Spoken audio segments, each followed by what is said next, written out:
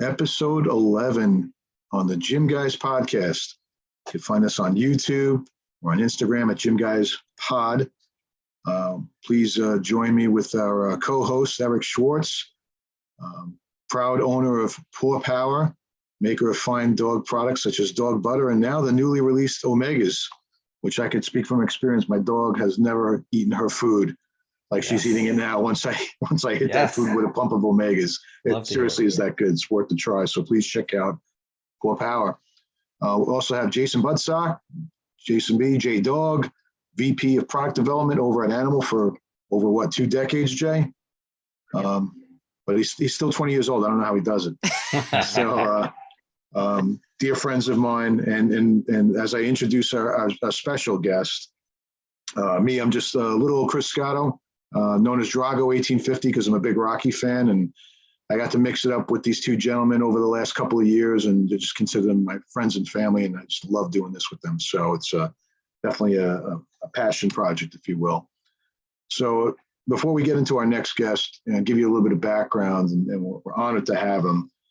He's been in the business for a long time, quite a few decades. And those of you know the brand or the headquarters behind me, Iovate, or this way, Iovate, also known as Muscletech.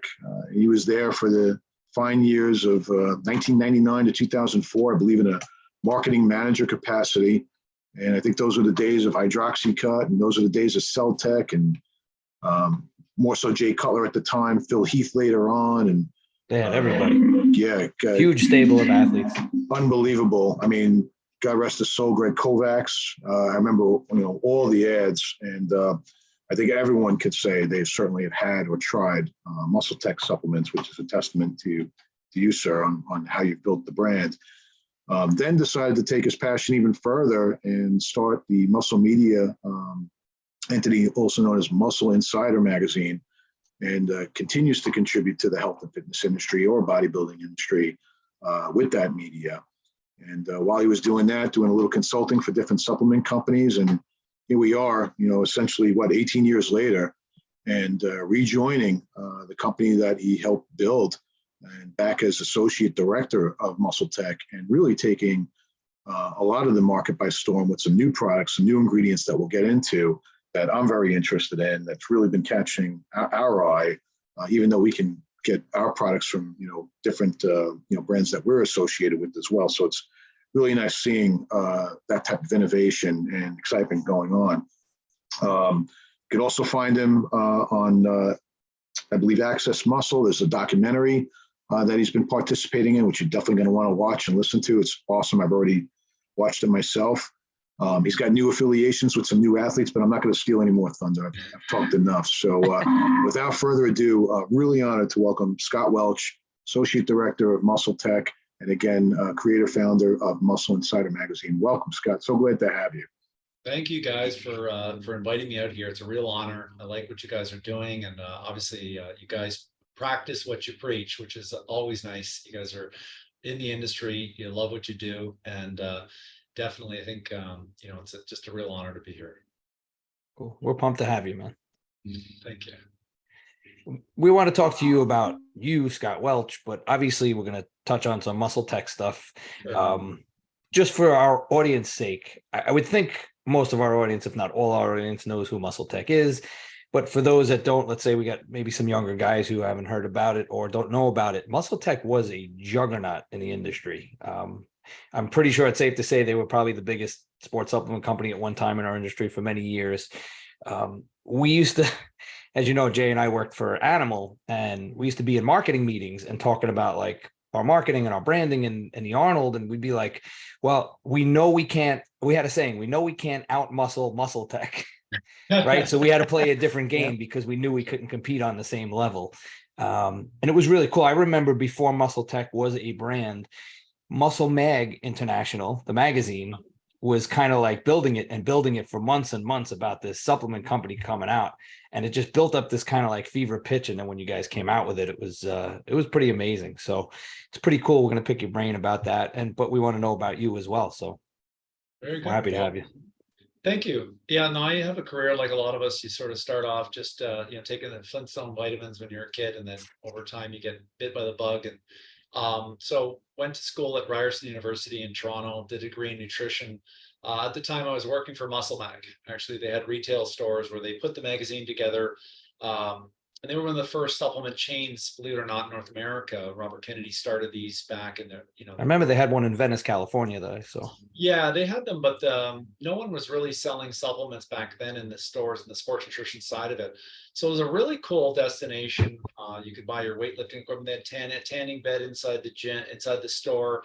Then bodybuilding videos at all times were, that was part of your job. You had to keep bodybuilding videos on at all times. So you're sitting there watching these videos of Road to the Olympia and all the different things you kind of grew up with Mitsuru Kabe. So I kind of just got immersed into it. And then while I was in university, I got hired to actually formulate against Muscletech. A company had asked me to look at every formula and come out with ways that you could get better formulas than that. So fortunately, I had, a PhD in biochemistry as a prof, and I was able to go through the Krebs cycle with them and show the different downstream metabolites of the things that I was looking to do and chelators. So it was a pretty cool line. And that point, I actually learned for the first time a really valuable lesson was there was a certain amount of price you had to formulate within. Sure. So, and I still remember the owner saying, these are great formulas. I had ribose with creatine back then, back in, this is 96, Wow. Things like that. But it was a matter of, well, let's just, we have to, don't reinvent the wheel is what he said, just do what they do, but do it a little bit better. So anyways, out of that, I graduated and I started working for Muscletech as a formulator. So it was a really good opportunity there, and it allowed me to get my passion out throughout them. And so at the time, we had roughly 20 staff members, and I was the first person in marketing / research. It was a research head, but he had resigned actually, and so my first day was there was no boss, and 3 days later, I found out he was gone. So he decided to move on. So it was just me, and then over time, we hired a graphic designer and we just continued to build and build and build. At the time, we were outsourcing a lot of design, but no, it was an incredible experience because we were small. So when I went to the first Olympia, it was 1998 Olympia in New York City, and I was like, wow, this is amazing. I was there. Olympia. But we were the small booth, and Metarex was the title sponsor. And, we were the people looking over, wishing we could work at that booth because maybe everybody made a lot of money over there or whatever. Mm. But we had the 400-pound Greg Kovacs there. And that's something that it was sort of our Hulk Hogan, if you will, where we marketed him as the guy who could win the Olympia maybe one day by sheer size. And as we all know, the Olympia isn't by just who's the biggest, but it's also shape, aesthetic, symmetry, etc. But we knew as long as we continued to market his amazing size, because he was like 6'4", 420 at one time. Wow. This was before you had some of the massive mass monsters of today and strongman and things. So it was really well marketed, but he just didn't have the genetics for bodybuilding, which is hard to believe, and before he passed away, I ran into him and he said, I wished I had realized I didn't have the genetics for bodybuilding, because I was always just a big, strong guy, like a Brian Shaw, like a strongman guy. And he goes, I should have got into strongman or powerlifting, or just stuck to just being a big, strong guy. He actually had an offer from the WWE. A lot of people don't realize that. He actually got a huge offer from them. And he wouldn't do it. It was David Hawk from, we all know him. Yeah, from Dave Hawk. that era. Yeah. He was a guy who was brokering that. And we wanted it to happen because it would have been on Big TV, exposure, yeah. famous. And he was Sure. the highest paid athlete in bodybuilding at the time. So it would have been, and you would be shocked at the number of guest appearances he was booked for just on his own. Literally 50 out of 52 weeks, he was booked already. And it was incredible money he was paid. And it was first class tickets, and it wasn't us. It was just stores that wanted to see a guy that big, or Hawaii. And in the stories he would tell you, oh yeah, I was in Hawaii. The fifth time I was there was with this guy, and oh yeah, I went to. You couldn't name a country that he wouldn't have already been to and had a story about it. Wow. So we had to work, military appearances and just different, distribution meetings with him in Soviet Union and all over the world. Wow. And so at the time, supplements overseas, Muscletech was very strong and grew in the US, but they were not an international brand. But as in the international side, you folks know through Universal, it's one of the largest markets you can get to if you can get legally compliant product that's priced accordingly. And things are a little bit further behind in the technology, so you can sell older things that were trending maybe 4 or 5 years ago that take a while before it gets there. So athletes like that are really sought after. And there's been a number of supplement companies over the years, BPI included, where they'll sign an athlete with the understanding that, hey, Jay Cutler, you're going to get on a plane and you're going to go over here, and that's going to get me distribution in Czech Republic, or it's going to get me into, Kuwait or wherever it is. Mhm. So that method was very effective back then, but it was a really great time to learn. I worked directly under the owner and learned the ropes, and worked directly with the people at Muscle Mag to do the advertorials and things that we were doing. And because I'd worked at Muscle Mag before, I knew all the people that were working there. And so I kind of knew, and I read Muscle Mag since I was a kid, so I kind of knew this editorial style and all the players. I always thought that Robert Kennedy owned Muscletech. He actually never did. That's That what I was thought too. I thought That's he what I was was part owner. I was going to ask you, Scott, is there any relation between Robert and who owned Muscletech, or Truth is that it how was was that? just an advertising relationship. And you know what? There was talk that there was offers to buy it at the very, very beginning. The founder had, he's trying to raise funds. He was a kid, he was young. And they had said, no, kid, like, go after your dreams. Like, we don't need, Robert Kennedy was already a millionaire long before any of this. So when a kid I say kid, early 20s kid says, hey, I'm going to be a huge supplement company. Do you want to invest in my company? I don't think it was something they really saw the potential in that side of it. But over time, I think that it's safe to say that there was a lot of potential. But no, there was no ownership that they ever had at that point. And that's something I always thought I would find the Cadbury secret, never actually ended up finding that. It never doesn't exist. And if you look in the bankruptcy proceedings that later happened, when they changed one company into the other, there was never any creditor listed as that, which would have been someone who owned part of that. So it definitely never was true. Very interesting. It is really cool. But yeah, I don't know. Scott, what was go the ahead. first product that you formulated there? I worked on Nortestin. So that was a noradrenaline and noradrenaline, and that was really looking at andro, androstenedione, and dione, and then looking at I think it was the 17th alpha carbon. I think it was the 17th carbon molecule within the steroid ring structure, and it was just taking a methyl group off of a 17th carbon, and then that would allow it to convert into nortestosterone. So in that, I had to look up decadurabolin, and I actually contacted Organon, and I wanted to find out how much actually nortestosterone was in decadurabolin. And so by looking at that, you could calculate the efficiencies of the conversion of dione to dione. I think it was 5.76 and 15.63 or something percent conversion between dione and diol from DHEA. And so by doing that, you could calculate theoretically, by the dione and diol down, when it converts down, you could theoretically show how much one dose would give you the exact same content of nortestosterone that was found in a weekly serving of decadurabolin, 200 milligrams. So it's just, Wow. it was creating a story. One of the greatest flatteries I got was that idea, because dosing, people didn't understand what the dose should be. But my story was, okay, well, if we go to the research and we look at how much, and I had to go back to the archives at University of Toronto to see how, the really early research that Organon had done in coming up with the amount of dose that you should be taking was it was flattery from Dan Duchesne, who actually it was the original steroid guru. Yeah, sure. Yeah. Oh, you know what? This was at least a great thought process that went into why you came up with this particular dose, was relating it over to the decadurabolin work that was done. But that's a long time ago. I mean, the company is since, obviously a very different company. Yeah. That was an original company, got, new Sure. company United Health Sciences. They don't sell pro hormones, things like that.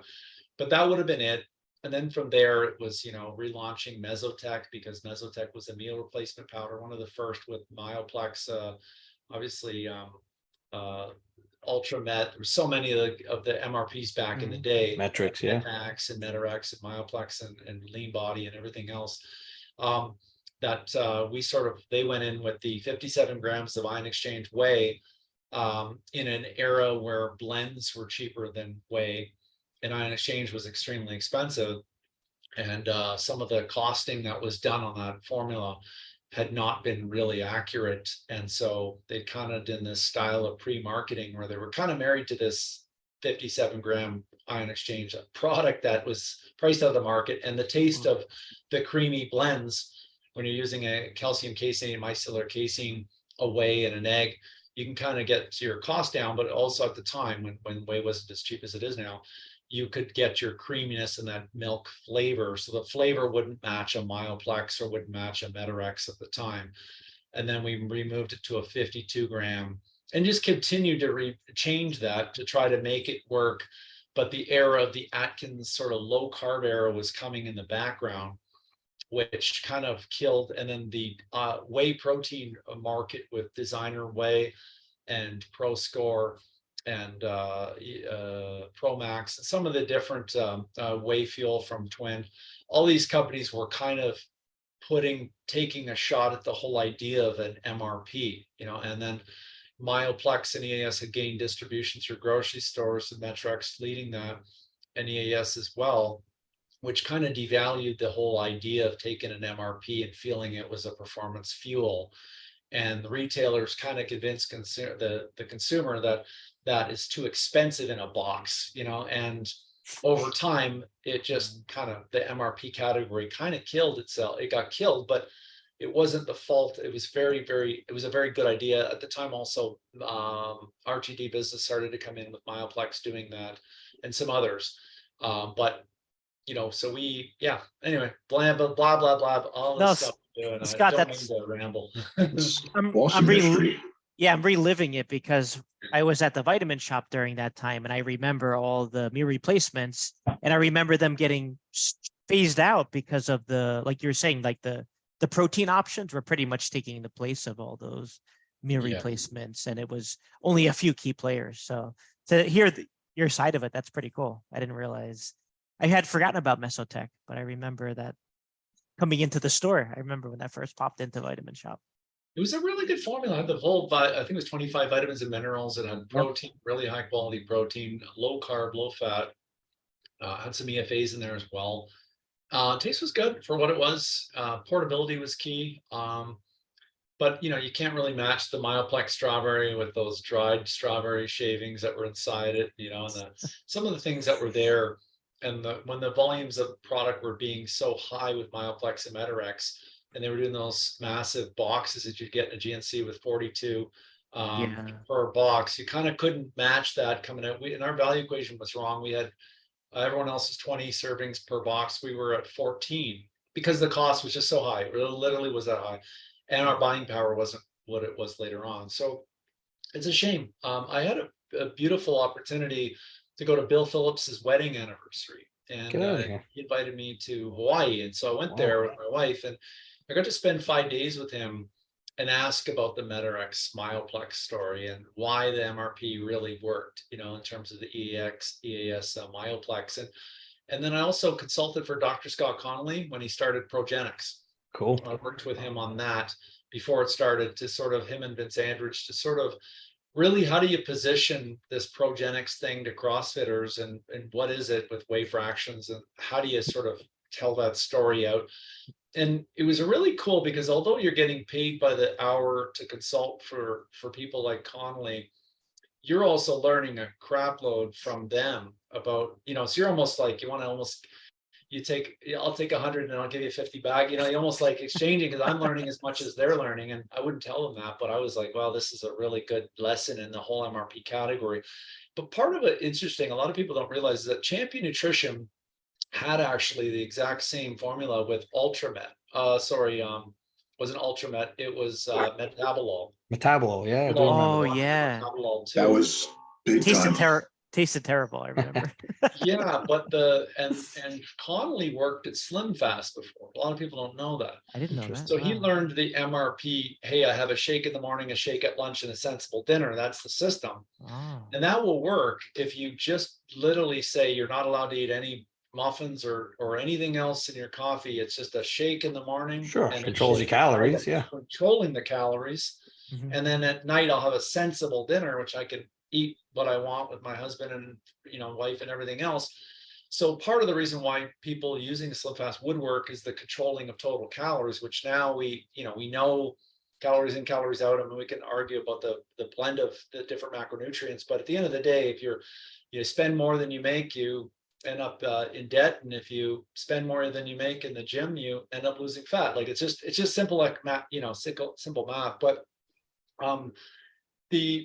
what was interesting is Connolly and Bill both agreed that it was the format of the pouch itself and the convenience of being able to just bring it with you. 100% And it the gave them a convenience. symbol. It was like this is like my sandwich and this is my thing, and that this isn't just a protein tub. This is the portability was what allowed them to charge the premium. And then the endorsement that happened with that, there was times, I know this firsthand, from some of the pros that were paid a fortune. Anytime they mentioned the word Mitorex in an interview in any media source, they were given, I think it was $100 per instance.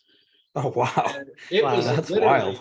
and it was literally like, I had talked to Greg Zulak, I worked with him back in the day, and there was pros that were like, yeah, I mentioned it in an interview over and over and over, and literally by Thursday, I ended up getting a check for $800 or something, like some things like that at the time. Wow, that's wild. So Amy Fadley and some of those people that Yeah. you saw in the early Metarex days, and that's what's interesting is you saw it in an Ironman, you saw it in MD, you saw it in Muscle Fitness, you saw it everywhere.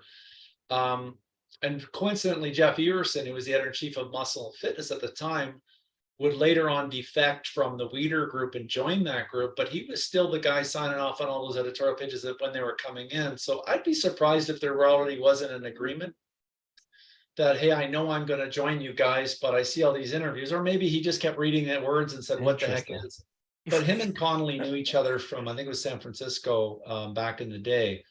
San Diego, somewhere else in Southern California, but That's wild. anyway, another crazy story there. Jason, you probably Jason, it wasn't yours. It was Chris. You were in Los Angeles for a while, didn't you? Go and live the dream down in LA.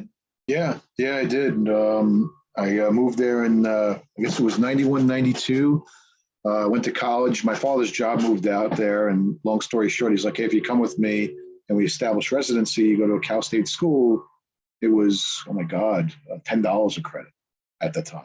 Okay. Wow. And when I was on the line for matriculation and finding out my schedule, everyone was complaining. It went up $3. It was up to $13, and all the California residents were complaining. I said, "You can't even get lunch at Hofstra University in New York for $13." But yeah, I went out there and I got to train at Gold's Fullerton. So I was there for the Sean Ray and Milos and Tavita and Patrick Lynn times, and Yep. I also got to go to Gold's Venice when I went to Cal State LA. So I was Orange Coast College, Cal State LA. Then I got to train in Venice every day or almost every day. And that was just the best era with Flex and Dillette and Matarazzo, first making his trek over from the East Coast to West Coast, and Paul DeMayo and all these great athletes I'm mentioning that are no longer with us. I just really enjoyed that time. And that was just, great time. Many of the athletes that grew into obviously, your brand and how you showed off Muscletech, of course. But great. It was a great time for the sport. Just the way the gym was buzzing and who was there at the time. And again, you guys are reminiscing about all the MRP. That was a big part of my life, working at GNCs and back in the day, Natured Food Centers, but more so GNCs. The shelves were just lined up from every brand, from Metrex to EAS to Perfect RX, from Nature's Best to RX Fuel from Twin Lab. I forgot what Weeders was. We actually sold quite a bit. Metaform, very good. Yeah. Sold quite a bit. And you're right, there was that aura of like getting a packet, knowing you're getting 42 grams of protein in most cases, and bringing it with you, and probably just the freshness of it too, knowing that it was in a packet. Great era. And obviously before that, right, we all had the base and the plus with Metrex with the 2 containers. And I love reminiscing about brands like that because they just really are like kind of pioneering. They were pioneering into all the things that we think about today and what we do. And I always say to Jay, well, why don't we just do that again? It's like, hey, just because it worked for you in the 80s and 90s doesn't mean it's going to Bring it all back. But only one catch, right? That's old school labs will do that, right? Yeah. yeah. Different consumers, different time, Yeah. things, have changed, but I mean, MRPs, it still makes sense today. I got to tell you, it was like shooting fish in a barrel in that time. People just come in, buy the cases. My God, Next Nutrition with Designer Way. That was the cans, the coffee cans. Oh my God, just sold tons of it. And it's what always intrigued all of us on this. It's what we love so much about the podcast, just learning who you interacted with and how you got to do the things you do. Like that's what this podcast is all about. I love it. Yeah, I would have loved it. When I was a kid, I used to look up to the pros. Like, you mentioned in a previous episode that you worked with Gary Stridham. You worked for him at one of his stores. I think his store was across from Gold's. It used to later became the Max Muscle, I think, and Flex Wheeler was involved, and Dave Relay took it over, things like that. But there was something that happened to me in high school, and I grew up, and I saw this image, and I think it was Steve Bleckman walking out with his mustache at the time. And I think it was the USA's when Flex Wheeler won. And he walked out, and I saw this monster come out, like he's just so big, or maybe a John Sherman. And you saw presenting a check for $20,000 from Twin Laboratories. And then it was Steve Bleckman or something like that. It was one of the Bleckman brothers. And he came out, this skinny guy in a suit, and this massive dude that you knew just tried so hard to take so much drugs, everything else. And you see him just raise the hand, and then he presented this check, but he presented the check like, here, kid, like it was nothing, it was so easy for him financially. And I saw that equation. Here's the businessman who's paying the huge guy this small little tip. And I never forgot that. And I just saw that equation and thought, what side of the table do you want to be at? And I still thought, I'll be the smartest guy with how to take, the carbs, fats, proteins. I'll do the green nutrition. I took pharmacology courses that'll teach me, the other side of the sport and the half-lives and everything involved. And I read books from Paul Borison in the UK, Bill Roberts with his PhD in pharmacology, obviously Pat Arnold, all of them, all the experts in that field of bodybuilding. And I thought, I'll just level the playing field. And over time, I realized that I didn't have the genetics to be a pro bodybuilder. And that was devastating to me, because I thought that I wouldn't ever have to go to that side, that I would just always be able to outmaneuver, because I don't mind saying it now, but I did like runway as a kid. My mom put me in fashion shows and stuff like that. I didn't choose to. It was just, here you're going to be that kid. Every mom's proud of their son in certain things. So I was the ectomorph. I have the photos. I mean, why did I take a bodybuilding? Because I was a skinny kid that always was skinny. Yeah. So to think that I had the bowed clavicles, I had the no taper to my, I didn't have a big rib cage. I didn't have wide shoulders. I was just a straight and narrow, thinking that I would be smarter than everybody else. And in time, I met the pros. And the more I met the pros to this day, when I talk about the science of the training, when I see the form that's used, and no disrespect to Johnny Jackson, and Branch Warren, but you see the form that's used. It's the best. It's unbelievable. How to train that way. And that doesn't mean that's the right way to train. That just means that they've been able to train this way and stay injury free because their body is adapted to being able to do that. Right. I'll be seeing if they can do that when they're in their 60s, because that style of that heaving and things like that is tough on the body. But when the pros would tell me their methods, like I remember a pro and he was very successful and he's telling me when he would pyramid up, like he would go to failure as he's pyramiding up on his sets, on a bench, on incline chest, like doing incline chest and incline bench. And I was like, why wouldn't you stop, like Charles Palkin says, and just fire the neurons, pyramid as you go up to your working sets. When you get to your working sets, that's the sets that you keep, like powerlifters do and people that are, are trained. Yeah. But as time would go on, I was like, there's really no method to why these guys are doing their shoulders that way. And then there was the lies that, Sean Ray in, Flex Magazine did 44 sets, but if you picked up Ironman, their principle was low volume. He was doing 12 sets the same month, I was like, how is it that the same guy's doing high volume in the Weider magazines, but low volume in the Ironman mags, just didn't make sense. But anyways, when I accepted that I wouldn't be it because I was in a photo shoot for a supplement company. This is before I worked at Muscletech, and the guy that they were building up was in the photo shoot and he was younger than me and he was massive and he had all this genetics and his wide clavicles, and my trainer was his trainer, and the trainer was quoted about, how, oh, he had the widest, the acromion, is it? Like the distance between the center of your rib out to the side of the acromion. He goes, when I felt that side, and then when I felt how narrow his hips were, I knew he had the lattice of a skeleton that was meant for this V taper. Wow. And I never forgot that. And then years later, I was going through the Mandalay Bay at the 98 Olympia, and Paul Dillett was walking in front of me. Monster. And I just couldn't believe how small the guy's waist was and how wide his actual shoulders were. And I realized for even the muscle on top of it, if you take a kite that is built, the skeleton, like I think that when Paul Dillett passes on, sadly, obviously we're all going to go at some point. I think if you looked at a skeleton, you would see in Flex Wheeler this frame that was just a different skeleton structure that was different than mine, being this straight narrow thing. And then you add muscle to that and genetic response to anabolics and effort and everything else takes effort.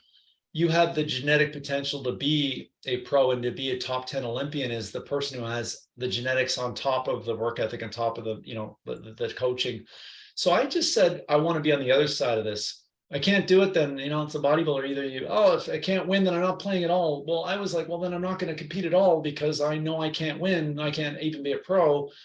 But I was mad as fuck. I was so mad that all the magazines told me that if I did the 12-hour blitz workout, or if I took all these protein powders that Weider was selling, I would be able to be this, because it showed all the pros in the ads, and no one told me the truth along the line. Everybody lied. Everybody was, if you did this new periodization program, that'll work. Stuart McRoberts' book, Because You're Natural, that's the one you got to read. And I was on Cybergenics Kit, like I was on it all, but no one stopped halfway and said, this isn't true. Stuart McRobert in Built, he explained that if you could do and I know Eric obviously has got us beat on this one, but if you could do a 300-pound bench, a 400-pound squat, and a 500-pound deadlift as a natural, and you could get an 18-inch arms, you are in the top 5% elite within that area, But I wish someone told me that at 14, because I would have actually spent the time in school, and I would have done brief workouts, and I would have not fallen for all of this shit. Right. And meanwhile, I'm at the end of my university. I've got a C average. I can't get into be a dietitian because I'm not an A student, because I thought I'd be a nutritionist like Chris Aceto, and I can't be the RD because they need these grades. And I'm like, I spent an hour each way going to the gym and a 2-hour workout 5 days a week. I had a 20-hour-a-week job training because I thought I was going to be a pro. The health things I did to myself, the amount of things I put all my money on, student loans, debts, stuff I put my family through, all the birthdays missed because of, I don't want to eat cake because that's going to be high in the glycemic index. Like, I just kind of felt I was mad, and so I said, I'm going to just channel this anger into something positive, which I'm going to get in the supplement industry, and I'm going to go all out and learn it as best as I can. And I kind of said, I'm going to get a pro card in supplement marketing and formulations, and I'm going to, and it really was phenomenal, because had I not gone so far, I was 275 at the time, like when Wow. I stopped Wow. that, and I'd use PEDs obviously to get there, not just to get there, but along the way. I kind of knew the consumer because I was that consumer. So I can honestly say, had I not gone so off the deep end with being obsessed with bodybuilding, I wouldn't be able to recall it to the level I can. I can recall the ads. I can recall the Right. athletes. You recall the understand It's that amazing. mindset, You that could- consumer You mindset. could totally tell and feel that. That's for sure. Yeah. Yes. Anyway, I'm blabbing again. So No, sorry. that's funny because I feel like my life was a little bit similar in high school. You know, I started working out, and I joked around in high school. I used to tell people, "Oh, I'll be in the Olympia one day," and I kind of thought the same thing, you know, that I wouldn't, and I quickly realized I'm not going to be in the Olympia. But professionally, through my profession and working with animal, I actually did get to stand on the Olympia stage, not as a bodybuilder, but in the Sure. profession and make Yeah. a living of it. Yeah. And it was kind of cool. So I can definitely vibe with you on that. And I feel that I too understand the consumer because I was that consumer. Jason was that consumer. Chris was that consumer. So we understand that mindset too. Absolutely. No, it's been it was a cool ride. I mean, going through that era, what I got respect for was the people behind the scenes that were, I won't say the puppet masters, but the people who were at the top of the food chain. I used to look up to the pros, but then I looked at the business people, the Jake Woods, the Dan Solomons, the Robin Changs, the Jim Manions, and then the Tim Bentleys at GNC at the time. And then the people of the largest contract manufacturers, milk specialties groups, Century Foods, you know, so many of these different factories. And then you look at the people controlling the ingredients coming in and out of the country, and then the people who are, you know, running the bodybuilding shows themselves, you know, like the promoters, Muscle Contest and the NPC and JM Manion, and then the retail sides, you know, with the GNCs and the vitamin shops and the DeLucas. To me were like, that was my Olympian. We had a fortunate time at the Arnold's this past March. We did an event with Black Box VR With the VR. Yeah, cool. Ryan DeLuca's project when he sold bodybuilding.com, and he then later stepped down as CEO.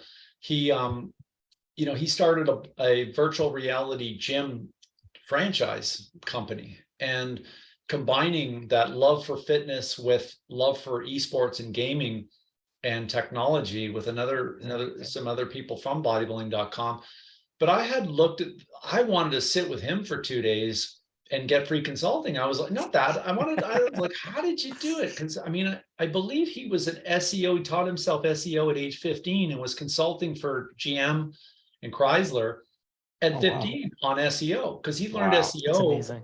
And then the car companies, which they at the time didn't know SEO. He was showing how to rank really well with the auto industry, and formed a business forming this, and then had a passion for supplements. Said, what if I took this SEO knowledge and applied it to supplements? And then he and his brother had bought the URL, and home run. Oh, what a home run to get that URL. it was it. But just taking that really, like what PayPal has done and Uber has done, is really disrupting the category by looking at something that was not current with technology, and taking someone who knew technology, who had a fitness passion, and then just marrying the two. But to me, the people that I always looked up to were the script writers, Universal, you know, seeing those Brian Moss campaigns and seeing that, you know, the multi, and there's so many times at Muscletech where like we couldn't crack the multi area to go and hang against an animal pack, because in my experience, a supplement consumer, it's not cool to have the whole set. You know, it's not cool to just be DC Comics is all I read. I don't look at Marvel because I'm loyal, you know. Right. With supplement consumers, I want the animal pack for my multi, it's here. And I want to have my, you know, my whatever it is, Ghost Energy drinks, that's over here. And then over here, I want to have the whatever, the Apollon has a liver longer, whatever. I'm going to have that as my liver thing, even though Himalaya's got a really good one, and some of the brands you might be using already have one. It's kind of cool to have a collection of different things in your locker and kind of have the best of each category in your stack, you know. And I think you're right. You guys really nailed it on that side of it. And I heard a podcast thing you guys said a few episodes ago, which I think I'm gonna take it with me, but I'll give you credit for it, which was Universal / Animal. I know you tried to separate them, but in my mind, they're very similar to it. They're the first lifestyle brand I'm aware of in sports nutrition. And I've not thought about it until you said that in the previous podcast. I said, you know what? That is the original lifestyle brand. Yeah. But it was a lifestyle that wasn't for everyone, but that was part of why it was a cool lifestyle for what it meant. Right. And that was by design. I mean, that was specifically by design. And I wasn't there when they first made the animal brand. I don't know if Jason, you were, but from what I heard, the stories I heard is that it caused a lot of angst in the company because they were doing these ads. It was just black and white, a no-name bodybuilder, didn't make no products in it, just a motivational saying. And I heard the salespeople like up in arms, like, you can't do that. You have to, you have to talk about the products but it worked.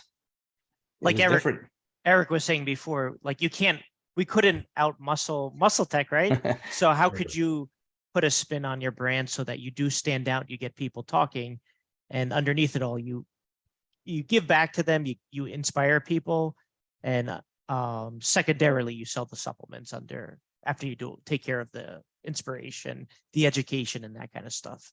So that was kind of everybody was doing full color ads, very modern stuff. And all the idea was you flip the page in the magazine and you see this black and white ad with this cool motivational saying and this hardcore bodybuilding. It would, if nothing else, it got you to stop and look at it and say, what's this? And it worked. The other thing that worked so well with Universal was obviously being vertically integrated the way they were, that is manufacturing your own products in certain categories and having the inroads. I mean, they were around in the early 70s, where they were the ones breaking the doors down over into Europe and India and South America and places like that. And they really got grandfathered in before the regs kind of started.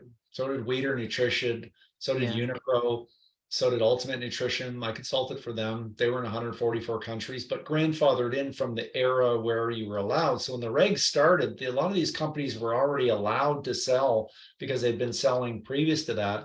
But they also knew the rules. Okay, well, this market doesn't want gelatin capsules. They want caplets. So let's make an amino acid as a caplet. Let's get a pill press so that we can do a caplet press. And then let's get a tablet press because this other market wants tablets and things like that. What happens when these tablets are transferred on the ocean with that kind of humidity? Or what happens when they go into South America or they go into India and it's 40 degrees Celsius?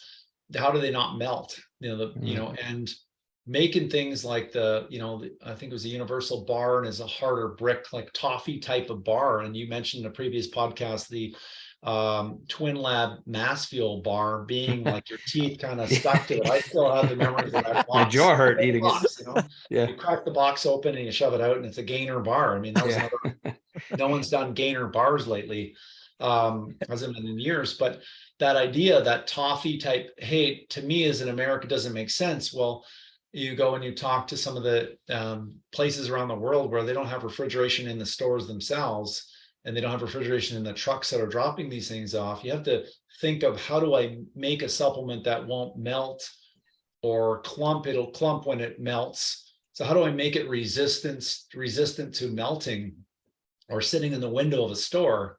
And not, and the temperature is growing and growing. You get it in the back of your car and you look at your pre-workout and you know why it's all clumped. Well, that's going to happen in these places. But Universal really set up around the world to get ahead of the pack on the regs and on the pricing and the cool factor.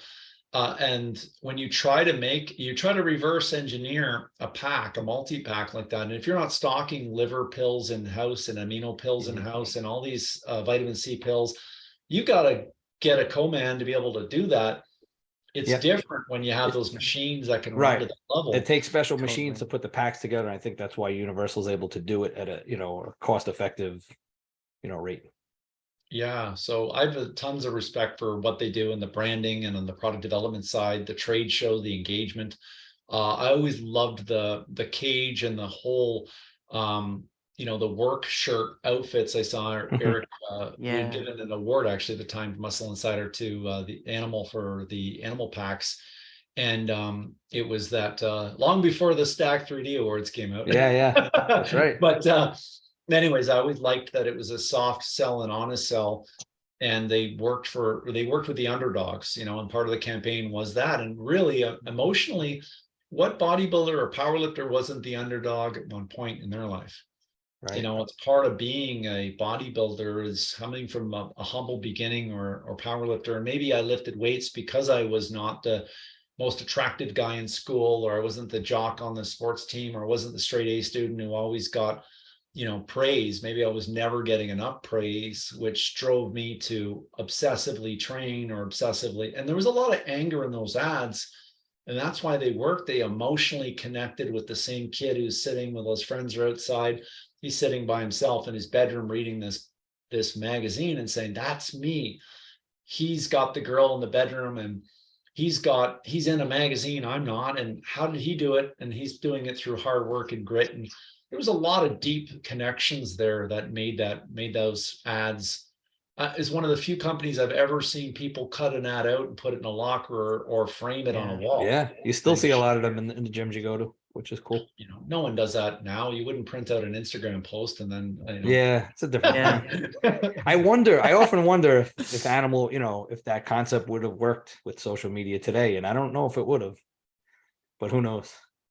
So anyway, I don't want to make this all about Universal. No, it's cool. I've always been impressed by the brand. I want to ask you, Scott, so you at some point you left Muscletech and you did start Muscle Insider. So tell our audience about Muscle Insider, what it was about and what motivated you to start that. Yeah, I had an entrepreneurial opportunity. An investor approached me and asked me if I wanted to start a magazine. And I would never at the time, this is 2009, would have ever started a media source, because at the time you kept seeing print being, cut back and cut back and cut back. But it was a full-time job. It was like, basically, I'll pay you a salary and I'll give you 50% ownership in the company. So I was like, hey, this sounds pretty good, And so I did that. And they said, hey, I want you to go and hire your own team. Anybody you want to hire, get office space, get this and that. And this was going to be really, really a great opportunity. So did that. And then we had a deal, which was if either one of us wanted out and didn't want to continue, the other would be allowed to continue. So we launched at the Arnold Classic 2010. We printed 100,000 copies of our first issue and distributed roughly around 39,000 copies in that show. I brought all my friends down and helped me with it. And they got a free trip out of it, which was good. It was a lot of fun. Parents drove all the way, like 14 hours to see this day happen. And it was cool because it wasn't my money, so they had money to do it well, like it was a massive booth and everything else, and Arnold on the cover and things like that. I learned an awful lot there. I was still consulting for supplement companies at the time, so I kind of was still financially okay. I didn't need the money on this. But then by about May or June, they sort of said, just 2 weeks before we printed the second issue, that we put 340,000 into this already and we're out. We basically could make more money doing other things. And there was things, because I wasn't the real boss, there was things I was seeing. I was like, man, they should just do that. Yeah, you should just do that. Like they would have a lawyer review the entire magazine, every single word. And there was a time when I had Dr. Scott, Dr. Deweese Allen say, you can't absorb more than 25 grams of protein. And then the next page I had somebody, Dr. Scott Connolly, purposely write about, can you absorb more than 25 grams of protein? Because I wanted to show both sides of the argument. I didn't want to just make it one-sided. And the financial investor said, well, in this, what if an advertiser were to sue us because in their product is more than 25 grams of protein? So for that reason, you got to cancel those too.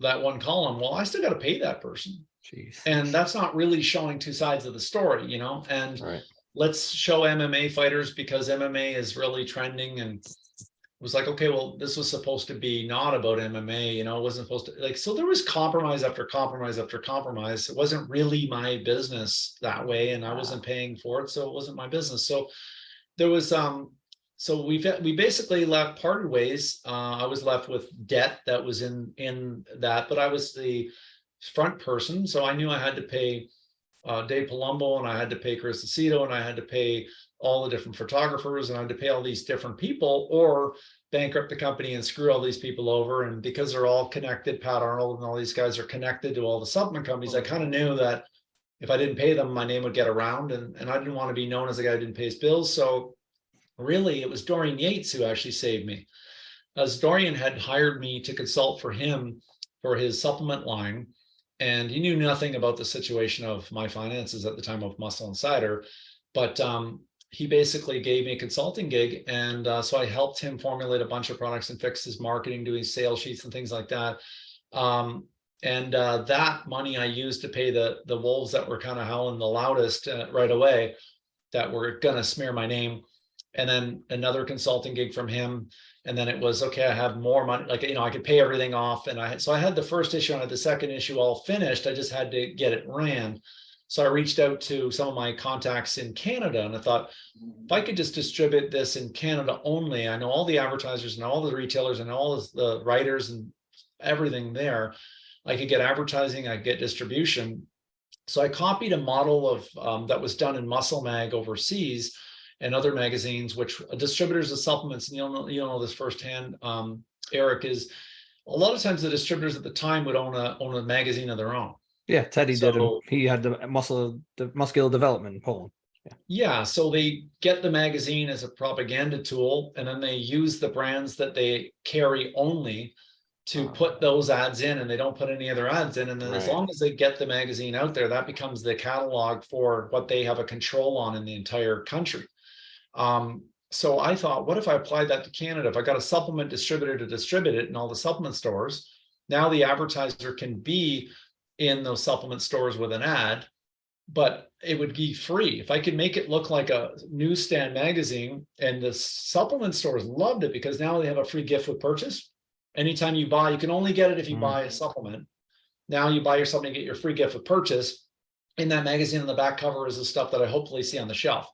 So with that, it worked because I could then go to companies that would say, hey, I want to get into the Popeye stores, or I want to get into whatever. And I could say, well, if you have your if you're ad in this magazine is put into all these supplement stores, and at least the people in the stores, when there's downtime, they're reading the magazine, they learn how to sell the product, and then they see a product and they're like, man, do I really want to give this magazine out to a customer and come back and say, hey, how do I get this? And they don't have it in the store. Maybe they'll go to the competitor down the street and buy that. So the stores were saying, geez, I wish I could get this product because I'm giving out a magazine where that's on the back cover. So it got that. And then I learned something from ISS research from Ron McAfee, who had actually, which was, and he had said, there's something that Weider was doing with Europa, which was Europa dollars at the time. What they would do is, if you buy $10,000 worth of advertising, basically Europa would buy $10,000 worth of advertising in the Weider magazines, and you would credit $10,000 worth of product on your invoice. And all they would want is a Europa credit, Europa logo on the actual on the ad. Right. Now, why would they do this? Well, because the more advertising that was out in the American community, the more supplements they would sell as a distributor. So that worked really well, because for the supplement company now, they were just paying for the ads and product. And so it helped being more economical. So what I did is I applied the same model to Canada, where I had one large online retailer, and I had him basically do the same deal. So you could pay for your ads in product, or you could pay for it in cash. And all the online retailer wanted was his logo as one of the logos. He didn't want to be exclusive. He just wanted to be one of the tags that were there. And he wanted it because in online orders, if I get a free magazine, it had to look good. It can't be a shitty like catalog that's like staple bound. It had to be perfect bound. It had to be thick. It had to have good information. Sure. So along that road, I hired a guy who was 25 years at Muscle Mag doing all of the issues. So that's when it really changed the game, because the covers looked like real, like Muscle Fitness style, because he had all the contacts. And he did the editor, he did every job that you'd have to do in putting together a whole magazine by himself, the entire writing, signing stuff, help with editing, the layouts. And my wife was in the ad agency world doing ad sales.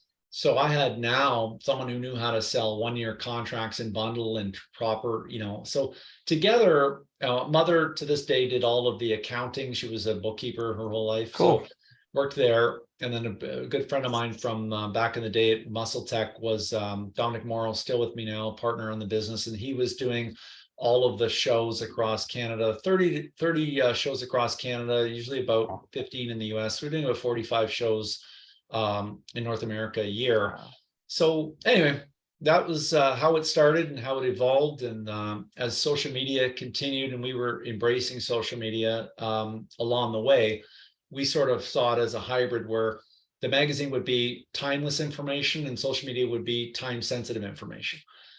So somebody dies, there it is, perfect for online. How to train your arms, that's timeless information that goes in the magazine. And by separating it that way, you could collect these issues, and we all hold on to old magazines where they have a good program you liked or whatever, but it doesn't make sense to do, hey, let's celebrate this birthday that just happened and put it in a magazine in 2 months, or Olympia results. Why would you ever put that in the magazine? Because I mean, it's like 2 months old by the time it comes out. So we just tweaked it that way. So anyway, that's the start of Muscle Insider. I think of Yates, and I think of some of the ads that he did. And I remember I experienced it at Bev Francis's gym. They had some samples and they were doing Knox pump. It was Knox. And I opened up the magazine or whatever material they had, and it was, if this was you, it's great because I loved it. Tastes like shit, but it works. Yes. I copied Buckley's. Copied Buckley's. And the best story to add to that is when I did it, it's Sharu from the Sharu Classic. That was his business partner. Mm-hmm. And I said it, and the best is Sharu was like, is that okay? Is that okay, Dorian? And the best, he goes, I love it. And then I'm like, listen, I couldn't believe I had a backup bag. I didn't think there's no way he's going to sign off on this.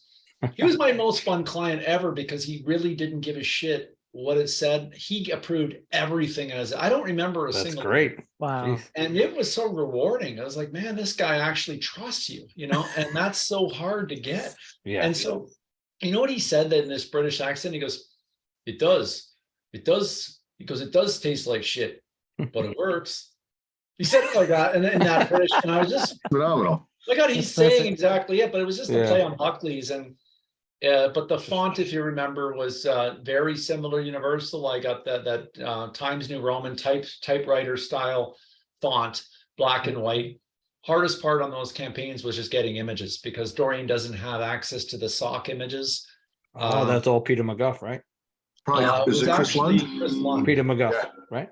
No, Chris Lund. Oh, sorry. Lund with the famous light blue Flex magazine with those black and white pictures on them was But he had unbelievable. sold the rights to that to Weider, but Chris Lund had passed away, so his daughter was in charge of the estate. But there was some family dynamics where everything was sealed, and even the family can't. You're going over who owns what. Oh, wow. So Dorian was trying to get a hold of the photos, and then it would have to go through me trying to go through Robin Chang to get a favor at the Weider office to be able to get that in the middle of, I think that was when they were selling or sold. And it wasn't easy till there was, but no, it's funny you see that. That's the thing I said at the beginning of this, everything's going to open to another sideline story. Yeah, super interesting, man. That's wild. That's so cool that you're associated with that because I'll never forget that. I love that ad. If I could find that ad in one of the old magazines, I'd make a poster out of it, like Jay does with the animal posters. I loved it that much. Yeah, remember it well. He was a fun. The other one was the product GH Blast, which was supposed to be like GHB, and it was GBLAST, and it was supposed to the Fendi butt was supposed to work like Somatomax from High Tech. Right. Okay. Real strong seller in Australia. And it was really just the same thing we see now with a whole nation of caffeinated people. And how do you come down off of that? And he shared a lot of cool stories. So there's another sideline to the actual consulting. What I loved about it was he was paying me for helping him. And I was like, how the fuck did I get to the point where a guy that I would just pay to get advice from on how to train a certain way? But how is it that, and I thought back to that image that I told you about, which side of the equation you want to be on. It's like, now a guy who I idolize is paying me for my help with him Yeah. versus hiring him It's to amazing. learn how to Wild. train. He was hiring me on how to market and how to formulate. Wow. But he said, all through the European Grand Prix, he goes, when people are using clenbuterol, people are using ephedrine, and you're cutting down, he goes, and you're on low carb, good luck on sleeping. He goes, you got to get up in the morning and train and do your cardio and AM PM split with your body, your muscle, your bodybuilding training in terms of weight training. He goes, and then you got to go back again in the early evening to train again. So he goes, you got this in between. He goes, and you've got to take a nap to be able to train at that level. And he goes, and you don't want to miss sleep because sleep's the way to keep muscle, sleep's the way to burn more fat. And he goes, when you don't get sleep, he goes, good luck training at the level that you're training at that time. And when you're low carb, low calorie, you're more prone to injury if you're not training and you're not keeping your amino level high. So you got protein, yeah, that's covered, but the cortisol levels that rise when you deprive yourself of sleep.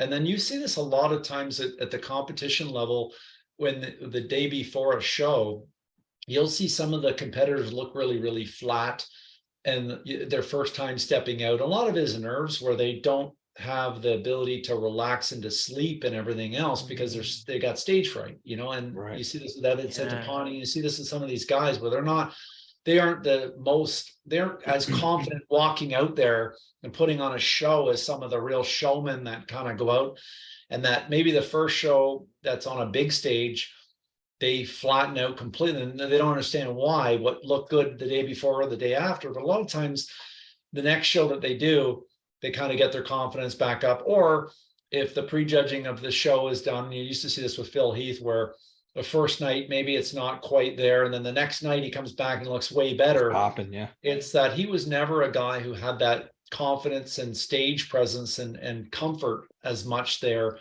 as some of the other guys. And I truly think that, so anyways, what Yates had said is, because all the guys back then were using GHB because they were taking it because they had to come down off of the clen in the afternoon to sleep. Because good luck, because tonight you're going to be training all out. And he goes, and if you don't sleep, he said, you're fucked. So he liked taking a sleep product and putting his name to a sleep product because it helped him with something that many dieters and many trainers, need to have more of. So anyway, that was an interesting but I would obviously ask him, hey man, was it, did you ever use IGF-1 and what did that, and I was asking all the questions I always wanted to know.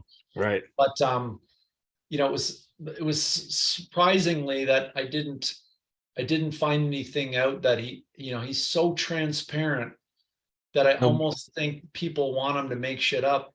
Yeah, there was because no big secret, right? No big Yeah. secret thing, right? And he would tell me straight up, this does make sense, doesn't make sense, and this is what I did, and Right. he's funny. He was one of my favorite to ever work with. Yeah, That's wild. What was the other product? Black Bombs, right? I think I didn't have much. I helped a little at the beginning of that, and he told me that in Britain, black bombs were a street drug. Where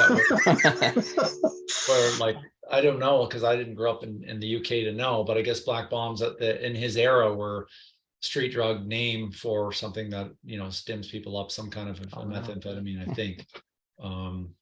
But yeah, no, he's come a long way with his approach, and he works with Fitness Authority to do what he does, and the packaging is absolutely beautiful. And I think is the best relationship he could have is partnering with a company that does distribution and does wicked design and does what they do. That's a true collaboration. And he does what he does, and he goes to the shows and he does what he does on social. And I think it's smart that he did it with a partnership like that rather than try to do it on his own. And I think if you look at Phil Heath trying to do it on his own with Gifted, and I think Cutler with Voltagen, I think it was.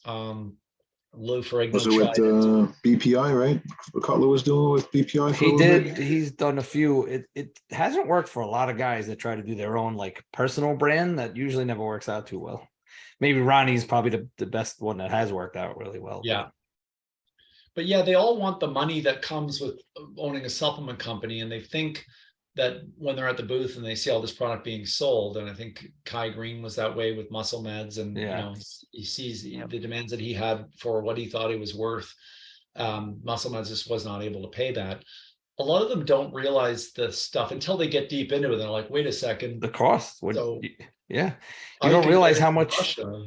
right? How much things cost, you know, it's, There's that, there's the education of retail, there's the, hey, I did an appearance and then they sent the product back a week later because the return policy was allowing them to do that. Then they got a free appearance and they didn't actually have to pay for it. There's so many tricks, you know, that they might get scammed on the manufacturing side where they think they're getting a whey protein, but maybe they're getting, you know, something else that's not, you know, maybe meets label claim that isn't quite as expensive. There's all kinds of these things in getting overseas, getting stuff legally there, and then looking at, you know, what if the product is damaged by the time it gets there, or there's just so much more to a supplement company. The lawsuits, I mean, in the US, especially with Slackville lawsuits in California, with lead problems in different states, crossing the border, crossing different state lines with CBD, you can sort of see the nightmares you'll be in without even realizing you're in it. And, you know, to insulate yourself against some of these things, a lot of them don't realize how much was being done by some of the business suit people behind the scenes to make this work. I think they just see it and say, I was making this and I'm the reason for your, we had that with Greg Kovacs. He always thought that he was underpaid for what it was. And, you know, I recently at the Arnold, you know, it was a real flattery. Jay Cutler came by and when I talked to him, he saw me with the hoodie and he said, you know, Muscletech treated me like gold. And he said, you know what, I regret having left them. wow. You know, and that was big. And he said, because you guys treated me so well, he goes, I saw the world first class. And he said, the reason I did was because you guys gave me a pay cut and gave Phil Heath a raise, and I'm the one who introduced you to Phil. He goes, and he goes, at the time, my ego got in the way. Right. He wasn't thinking business. He was thinking ego. Yeah. And he goes, now that I get it. Company, he goes, I realize that was it. He goes, and you guys also wanted me to focus on international, not US. And at the time, I didn't understand why. Now, as a supplement company owner, I understand why. And he goes, and I don't fault you guys for that. And you know what, it worked out for him. He's making great money with what he does. But Jay's doing I think it buried the hatchet a little bit for me because you know, I think he really does know that, you know, we put him into DVDs, we put him all over the world, military base. Yeah, it was a symbiotic relationship. Right. Yeah, the exposure. Yeah. He speaks super highly of your brand on many of his podcasts. He does reminisce a lot. I forgot who he was with most recently, just talking about the private jets and how they were rolling and limos, and he was glowing talking about it, you know. So it's a testament to him meeting you at the Arnold and expressing his gratitude for that. That's really cool. That is cool. So Scott, you recently went back to Muscletech, so we want to hear about that. We want to hear like kind of how that happened, and then pick your brain about what's going on at Muscletech now. Yeah, I've stayed in contact with them a lot over the years, especially some of the original people I worked with back in the day. And between the time I left to the time I got the chance to go back, I'd worked with over 50 supplement companies, you know, from everybody from Mutant, Allmax, Olymp, Designer Whey, VPX. I helped launch the Bang drink. Oh, wow. Did not know that. Isotori, Universal, or not Universal, sorry, Ultimate Nutrition, Molecular Nutrition, Inner Armor, Fusion, Perfect Sports. I think I said Mutant earlier. Yep. ANS. I'm trying to think of others that you guys would follow. There's been so many of these companies. More of them will come to me, but it was a really, I started off, I saw a posting and I was looking for a change. I'd been consulting, I'd consulted for Mutant. I was doing brand management for them, global brand management for 18 months. Cool. And they're based in Vancouver, so it was a really nice fit. And they're vertically integrated, manufacturing their own products and selling to over 100 countries. So I learned a lot about the manufacturing side with that job. And because it was their factory was right there, very similar to the way Universal set up. And because they were selling it themselves and not using a master distributor, I kind of learned on the reg stuff of what dye was banned in this country of Europe that will prevent you from getting to this part of Europe, and different things like that. And presenting to NASCAR and, and Tropicana and the different players that we all know in the industry. So that taught me a lot of that. And then after that, I worked for Allmax doing some formulations for them. And they're a much bigger brand, very, very established legacy brand. And there was a different business model, very different business model. They're all selling a lot of supplements. They're just using different strategies. And that's so you're learning different things along the way, right? Is that what we're getting? Yeah, the one thing I can safely say is they're all millionaires. All these company owners, almost not one that I've consulted. There's maybe a handful that aren't. And they're not doing it the same way. Right. And that's really what I could, if people could realize, like, the Universal has their way. And so anyone who comes as a disciple of that will say, okay, we've got to look at international with a serious lens. We've got to look at, this and this and this. And there's big money in liver pills, and there's big money in BCAAs, and there's big money in, some of these things. Whereas you'll get somebody from ISS in that era, or people at Quest that have gone on to do Legendary Foods, and it's all about snacks. They wouldn't, they wouldn't have great memories of protein because the Quest protein didn't do as well as maybe the bars had done. You go to VPX and it's all about RTDs and on-the-go nutrition, that way of bars and RTDs, but it's all liquid. But if you remember, they got their competence in Gangsta Test. Yep. And it was a Deca. There was a Deca one, Deca bars. Yeah, I can't think of the name either, but yes, I know exactly. Yep. So they learned liquid nutrition and the whole stability of liquids and buying liquid manufacturing.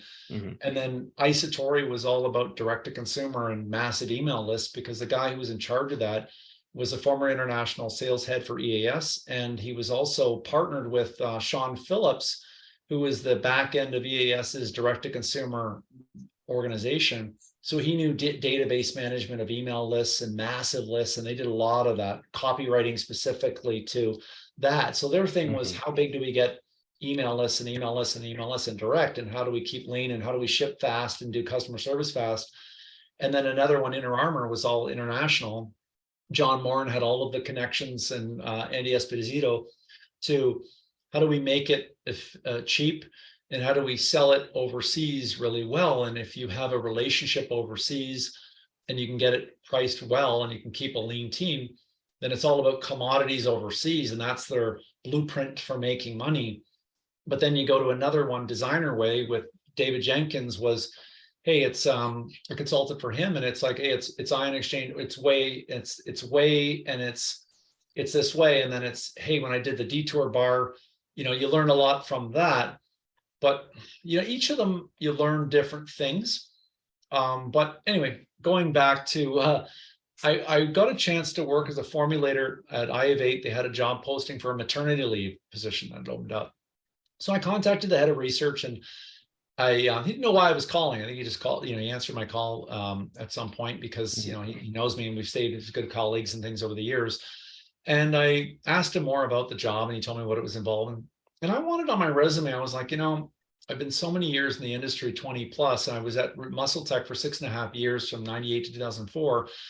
But Muscletech they became number one while I was there. It wasn't just because of me, it's just they had a ton of momentum going, a lot of good things, a lot of smart people that they brought on that, that catapulted the brand. But I wanted to see what it would be like to go back to that place now and see what processes did they arrive at with the multiple supplement companies that they owned. Because at the time, I helped start Six Star as a brand, did all the consumer research on that, because we were not getting the consumer who was very price conscious. We were getting the people who pay whatever it costs for this way, premium, but we were missing the cheapskates. We were missing the people who, I won't bring myself to use Heinz ketchup. I use no name. I don't care if the Band-Aids. I don't want Band-Aid. I want just Band-Aids. So there was a consumer base there that we were not getting. We were getting a lot of pressure from Walmart and places like that, because Hydroxycut became the number one selling diet pill, and Muscletech was just crushing it everywhere in the world. And they were like, we want to be in the sports nutrition game as a retailer. So we need this, and so we were like, well, we don't want to put the Muscletech brand in there and then erode, because it was different back then. You didn't have Yeah. protein powder, like Body Fortress wasn't there and Cytosport wasn't there. You didn't have what you have now, where you have like a mini GNC inside of Walmart at the shelf. There's a great selection of great products in there now. So we created Six Star, and that was really fascinating work that we did on that, just because we did the proper consumer research in LA, New York, Chicago, Toronto, and Florida. And we just wanted to see, who is the consumer of this? Who is the cyclist that uses supplements? Who is the housewife that uses supplements? Who is, and so we got a lot of data there. So did that. And then the company had grown and a lot of the work was done. We were doing really well. And I had an opportunity with a formulator who had left Muscletech and started his own. And of course, it wasn't long before he was spending in a month what I was making in a year. And I realized, geez, how did the research guy do so well in this when he was never the guy doing the advertising and the marketing? I was the guy doing all that, So I met with him and his brother, and they gave me an opportunity which I couldn't refuse. On day one, they basically paid off my student loans for school. Nice. So, geez, I was doing pretty good, and then I was getting profit sharing. So I had a Porsche within a few months of that. And then over time, we just continued to build and build and build. And it was a great ride, because we went from 8 million in sales to 120 million in sales in 2 years. Wow. So under 10 staff to over 120 staff. Wow. Worked with Carmen Electra on a diet pill that did 20 million. Slim Quick, which was my product. I created the product and formulated, did all the marketing, did all the commercials, did all the ads, did all the everything that you could see is what I did. And that did 70 million in sales USD. And then another one that did 5 million. And the sports nutrition arm, which was NX Labs, was doing $1 million a month with GNC US. So we did a ton of things. And I learned a lot. It showed me that I could do all of these things if I just had the right team around me. So over time, after leaving, I kind of wanted to go back to Muscletech and see what would it be like to work there formulating on the Six Star brand and their Purely Inspire brand, which is kind of like their organic, feel good greens kind of line, and then the Muscletech line and the Hydroxy Cut franchise, and kind of get your hands formulating in different brands, because each one had a different personality. Sure. Six Star was a lot about sport and collegiate and value and things like that, whereas Muscletech was kind of like, what is it? And I could say, like, looking at it, I personally think it became a bit too much like Six Star, or it was similar to that. What is the difference in this way versus this way, or this creatine, this creatine. And so it's been a fun, a job. I did that for 2 months, and it was really cool learning their processes. And they're manufacturing in Australia and in Europe and in China and in Japan and Korea and in India. And to see how do you control that? How do you know that what you're swallowing in this market is the same as what you get here? And thankfully pandemic hit, and the value, the supply chain obviously had some problems, and currency volatility happened. But because they made a move to manufacture in different continents, this really was a smart move, because now all the tariffs you get in Australia trying to get in, and the embargoes you have in India, you bypass that.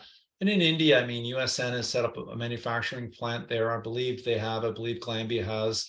Nutrabolt, I believe, is manufacturing within there as well. So companies that did it got with the times. Companies that said, hey, I'm just going to wait for it to change, is you're ruined. And then you've trained the consumer to work with regional brands within that country.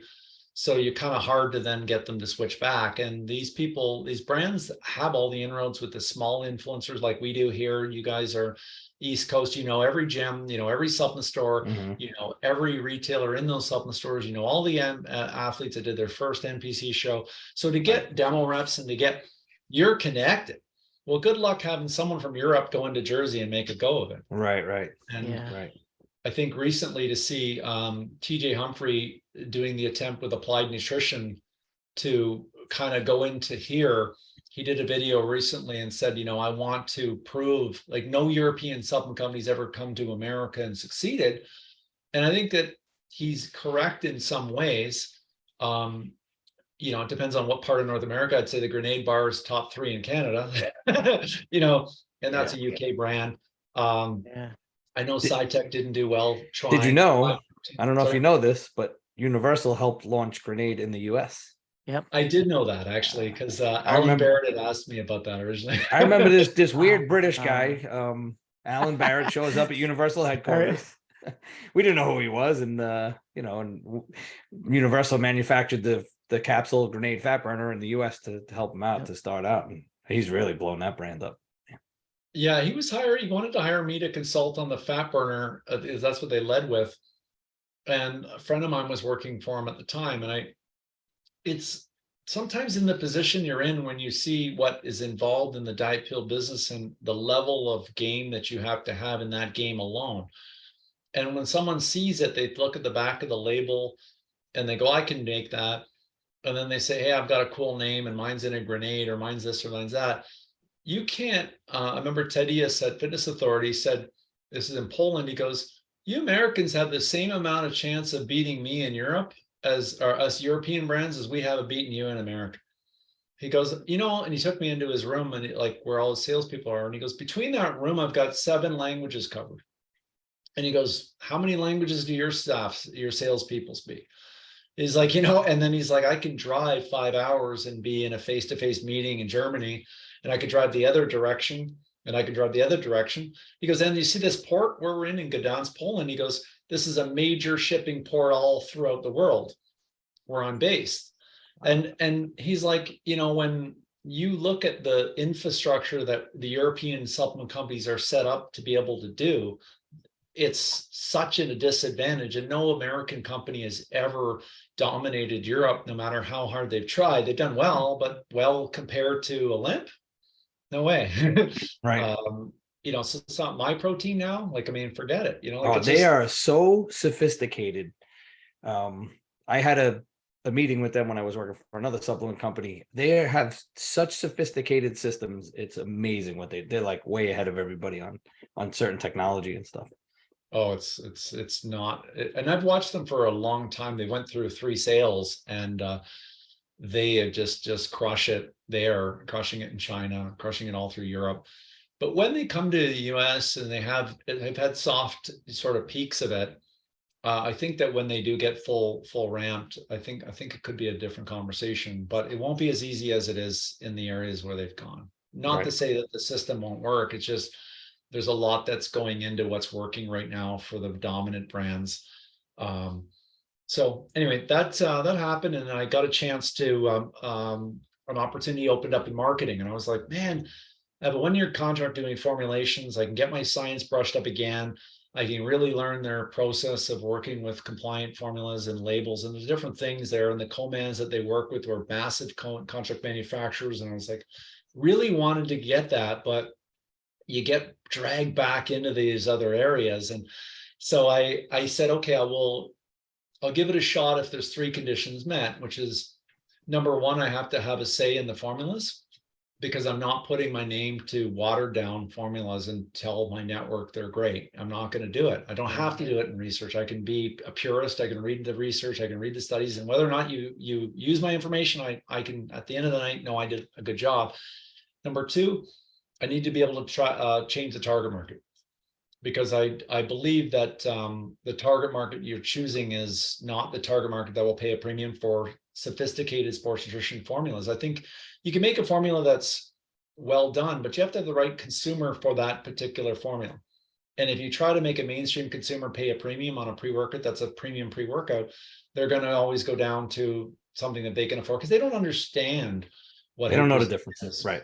They don't know why 3.2 grams of beta alanine is done there. They don't understand it. If you had something in there that was the beta, what is it? It's the type of beta alanine, the carnosine SR, the slow release carnosine from natural alternatives. The one that you don't get the tingles from? Doesn't get the tingles. Well, someone who knows about the tingles and knows why you'd want to have a mega dose of beta alanine, it's going to appreciate that. But if I'm trying to market to the average person, with a souped up formula, they won't appreciate the innovation in that. So I have to be able to change the target market that you go after to allow the formulas to be in the eyeballs of the right consumer. And all too often, like I had a really good tip from my old mentor at Muscletech. His name is Brian Casta. He was director of marketing. He was from the CPG, craft MBA. He was the guy from CPG. And he said, the first thing you should ask any client, and I carried this with me consulting for every supplement company I ever worked with, he goes, ask them who their target market is. He goes, and then just shut up. He goes, because that first question you ask is that, he goes, then you'll know who you're dealing with. He goes, and he goes, if they tell you an answer that is a convoluted thing and basically everybody, he goes, grab your briefcase and walk out. Yeah. I've asked people that, and all they tell you is, 30 to whatever, 18 to 35-year-old male. That's not knowing your customer. You don't know your customer. So when I ask that question to any prospective client, that's my first question I still to this day ask.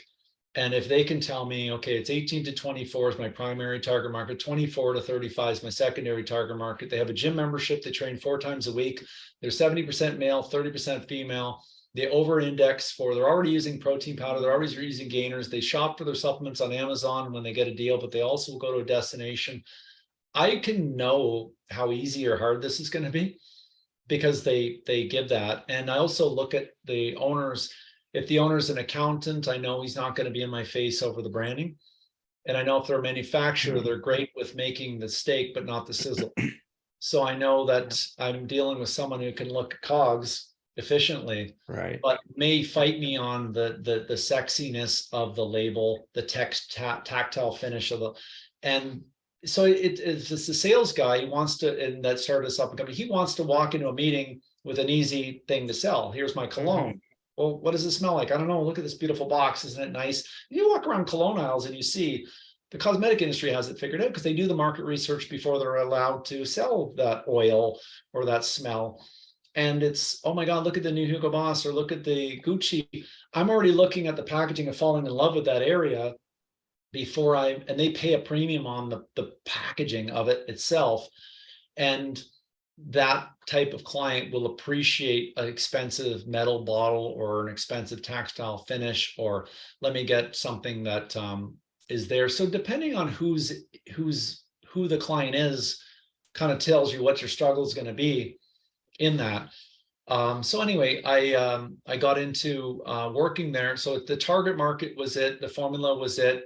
And then I said, I want to be able to change the athlete roster.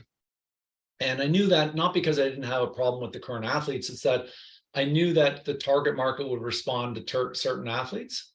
And I also wanted the ability that I'm not convinced that people believe oh my God, smile and you're taking it. And, like people don't believe that anymore. People know that. That's right. Yeah. That has changed a lot. Everything else. And so you've got to be credible in your endorsement. And you've got to have people that you think can add to your brand, like Frank McGrath kind of added to the brand of Animal in a way. It's Evans and Tapani. It wasn't where he placed. It didn't matter where he placed. That's right. It doesn't matter where Blessing places for us. Absolutely. You're absolutely right. The average consumer doesn't care. The average consumer doesn't know and doesn't care. That's right.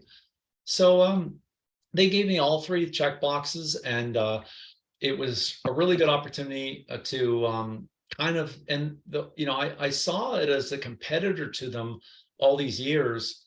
I sort of saw and said, man, if they just did this or they just did that. And I thought, a lot of people have, in the industry, when I will say to you now, and I mean, there was a lot of people when I went, they just laughed, the people who grew up to Muscletech, they're going over there. Good luck with that, eh? Or, things like that. And I smiled because they said the same thing when I went to work for the $8 million NX Care company. It was an offshoot, a former guy from, they all laughed, and I found the best revenge is success, and so absolutely. I was glad because I knew the distribution that they had. I knew the University of Toronto, where we own part of a lab in the school to this day. I knew that they had 76 patents around the world. I knew that they were, and when I found in research, I was seeing the quality because they were like, well, no, we can't use that ingredient because it's not GRAS approved. And I was like, it's not? I've been seeing in all these formulas. Yeah, we don't sell stuff that's not grass. We, you know, and I was like, man, I want to have that. But now it was like a short list. And I was realizing, okay, do I really have a problem with them not putting stuff in that they don't feel the government feels is safe? I'm like, that I kind of want to work for a company that is willing to at least go on a list that the government has said is generally recognized as safe. Okay. Now maybe it's not what I would also use personally. I would love to have some of the different exotic stems that you can get. But when it comes to something your parents look to you and say, where do you work? What do you guys do? Well, you know, we do this, we do this, we do this. And we don't have the stuff that, you know, that I would like to use myself on some occasions, but we have stuff that I can honestly say, at least there's been some scrutiny here. Clinical doses, claims you can back. The manufacturers are some of the biggest manufacturers in the industry. So I know the quality control is high because the factories have to be, because they're doing so much volume of these products that they have to have too much to lose. Yeah. The 500 bottle runs we see, or some of the companies that can do these, you know, it's a seasonal and it's like 500 bottle run. We can't get a manufacturer of ours to do 500 bottles because they're too big. Not that they don't want the business. I actually had one of the manufacturers that we work with say, I have referred so much business out to these mid-size, these small manufacturers that have become mid-size. And I'm glad, because he says, we've already done the math to see that if our lines aren't running all the time in our cleanup, we lose money when we're doing small runs like that. So I'm happy to refer it out. And when they get to the level, they've referred it the other way where it's referred up. So I enjoyed learning that. So I thought, you know what, if I could just tell, you know, the story of Muscletech in a way of, you know, my past and how proud I am, like you folks are, from, you know, having the time you've had at Universal. It's a really cool story to be able to tell. And that, you know, it was pretty easy with, everything was right there. You know, you go into a boardroom, it's called the Terminator boardroom. They have an actual cyborg, a Terminator in the actual boardroom. I'm like, who doesn't want to take a selfie with that? Yeah, like, that's cool. The distributor doesn't want to see that, you know, in the gym. I heard about the gym. Yeah, the gym's supposed to be amazing over there. It's no Redcon one gym, but for in-house, in your office gym, do a selfie, do a podcast. This is phenomenal. But you know, when you have that and you can, you know, we have a whole kitchen with a, you know, the whole grill and the whole professional kitchen, and then a giant cafeteria with huge screens and everything else, and a gym in-house. They have a prayer room. They have they have so many things there. In-house lab for flavoring. They have a sensory lab with different infrared lighting, so that your eye doesn't, your color judgment doesn't change the perception of the flavor, because it will throw it. If you see it's too orange, you'll think, oh, this is a bit too, it's like too orangey, you know, not realizing. So they control that by taking basically an orange light in the entire room, so you can't even tell what flavor it is. And they have an app that's there because of you know, they have a computer screen, but they now do it with an app. But basically all of your survey is done that way. You can't go back, like you can't go back, what did I say earlier on the, you know, the score, and then that gets fed into a database where they can log in, and then they can actually, there's things they do if they're doing like a blue raspberry flavor of something for the UK, they'll actually get the top 5 selling blue raspberries in that market, ship it over here, and then taste test against the profile of a local blue ras, just so that we don't make it, the Americans like it like this. And we get it in the UK, and that it's not even close to what is sort of the benchmark of what is really acceptable and good there. That's smart. That's really, it's been fun, man. I've kind of got like the ultimate, if I had to do it like a documentary of the whole place, I've kind of seen it all. So it's been a lot of fun throwing back, and you know, it's been cool. I mean, there's been so many, the one thing I will say to you, that Muscletech, if you look at what happened back in the day where they were doing the, you know, #1 selling creatine and cell tech, at the time #1 selling protein and Nitrotech, and at the time #1 selling fat burner. No one in the history of the supplement industry has ever held all 3 positions at the same time. No one has ever done a fat burning Yeah, I number think one, you're right. and a protein number one, and a creatine number one. Yeah. People have done better with Optimum, has done better, obviously, on a protein, Right. Mhm. and has done 2 occupied spaces with the BCAA or with the EAA or pre-workout, you could call it, or the amino Or energy amino energy. Yeah. number one and number two. But if you go back, USP Labs did number one selling fat burner, number one selling pre-workout. They occupied 2 different categories of stims, but no one has ever crossed categories and been number one at the same time. That is not easy to do, man. So it's been a cool story to sort of to experience this. And I have to say that having been on the job now, it'll be 6 months as of April 1st of the brand side of it.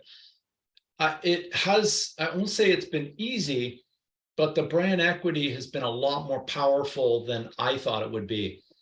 Like I can go there, and as soon as they see, they go Muscletech, and then they know of it. They may hate it, but there's a lot of retailers that say, I paid my mortgage off from that Celtech stuff. Mhm. I talked to was it Noel Diesel, bodybuilder from Yeah, Rise? Yeah. And he's like, as soon as he finds out where I'm at, he's like, I used to use your Celtech and your Nitrotech, my first products when I was in South Africa. I talked to the guys at Wolfpack, and he's like, I grew up on Muscletech products. So many of these people that, they all saw the ads, and so Yeah. it kind of, I think when Muscletech went away from that specialty, it almost decreased the interest. Like when Ernest Singerman went to jail, I actually think people said, shit, that sucks, man. It was kind of this whole PJ Brown thing and this whole in the news with the boat. And I kind of miss complaining about the guy, even if I, because it kind of went away. It didn't make it as exciting anymore. It's like, wait a second, it was There's PJ nothing to complain about. fighting each other. I kind of want to come on back, man. Like, we didn't really hate you that bad. And I think with Jack Owak situation, people are going to say the same thing. They're going to say, you know what, Jack doing things like sugar's going to kill you, and all. It was kind of funny to see this, like. Yeah. Not to bring, I don't want to bring politics at all, but it's kind of like things were more interesting when Trump was in office because there was always a soundbite or always something about it, like. Yeah. So I don't know. With Muscletech, it's been fun. It's been a lot of fun. It's been you see Johnny Jackson at a show, and and he said to me, when we did those DVDs, he goes, it's the first time in my entire life where I actually felt like a star. He goes, I was in the desert driving on the Prowler, and a chopper was driving above me, and Branch, who's my best friend, was in another vehicle. He had whatever the car was. He goes, and we're both going down the desert. He goes, and I'm looking at the steering wheel, and I'm looking at me in this Prowler, and I see my best friend there.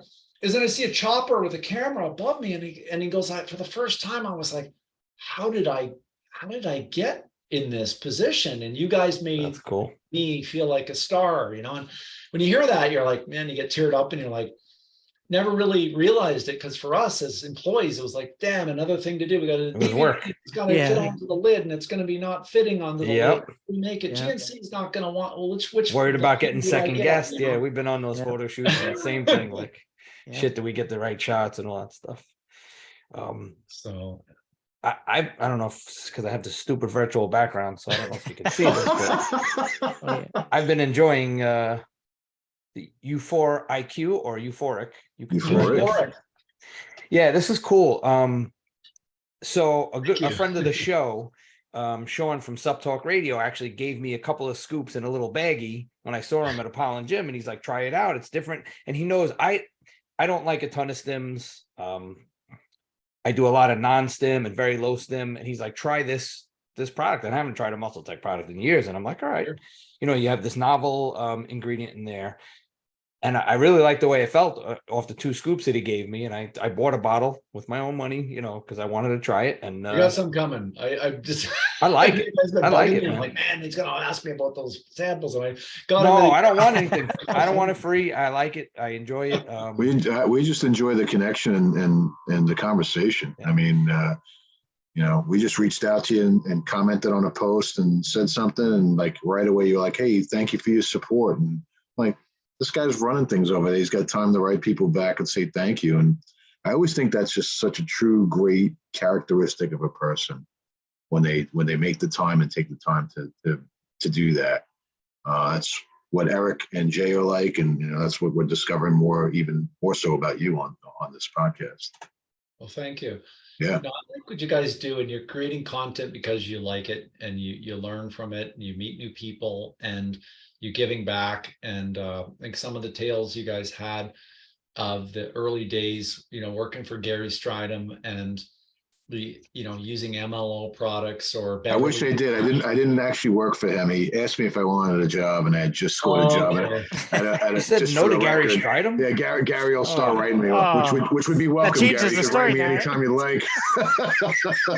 If you mentioned the Yeah. international packs, and some of the different products that we've seen over the years, and it's just something that we're around the same age group, I assume, and it's this area you grew up with before social media, before Amazon, and and I heard your stuff about Muscle Mayhem and you starting that as a board rep, and continuing to go into that and getbig.com. I still go on every day, twice a day, in the morning, the night. I tell Ron that one. But no, it's really cool to see that you guys are continuing to do what you do and love what you do. Eric, to see what you've done with your career, and obviously parted ways. And I followed your career, obviously leaving Universal, and I think you went over to NutraBio, Yeah. and then from there, I think you were with GAT, with Charles Moser and that crew, and just seeing the different. I kind of knew, because I consulted for GAT for a little bit, and I knew what it's like to work there. And that's some of the things that I see some of these guys go to somewhere, I smile and I'm like, oh, get ready. I wonder how long this will last. And some of the guys I know who know will. And just sometimes it's just a fit for what person will add to a dynamic that will work. And doesn't mean that they wouldn't work out well at a different place, or someone else wouldn't work well in that seat. But there's a certain mix that you have to have of a dynamic that'll fit in that. And I've actually sometimes, a lot of people will ask me, hey, I'm on the market, would I, is there anybody who's hiring? And I only refer people that I actually think are going to make me look good. So, if anybody's never got a referral, it's because I don't think you're good at what you do. Or your reputation. The people that I refer to are a fit in that particular team that I actually think will complement the team versus being a good star on their own. And I've said to some of them, I don't think you'd be a great fit over there. And they sometimes think, oh, that's just because he doesn't want to see me get a good opportunity. It's like, well, no, I know that it's not going to work for that. And sometimes what I have found is owners that make millions doing a certain way, they don't know, because a lot of them, they didn't work at any other company. They just worked at their company and built it from the ground.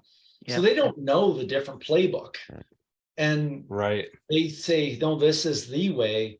And, Mark Glazer has his way, being a manufacturer, being tight with his quality control. And Bruce Neller will talk about the analness of that, and his way is his way that way.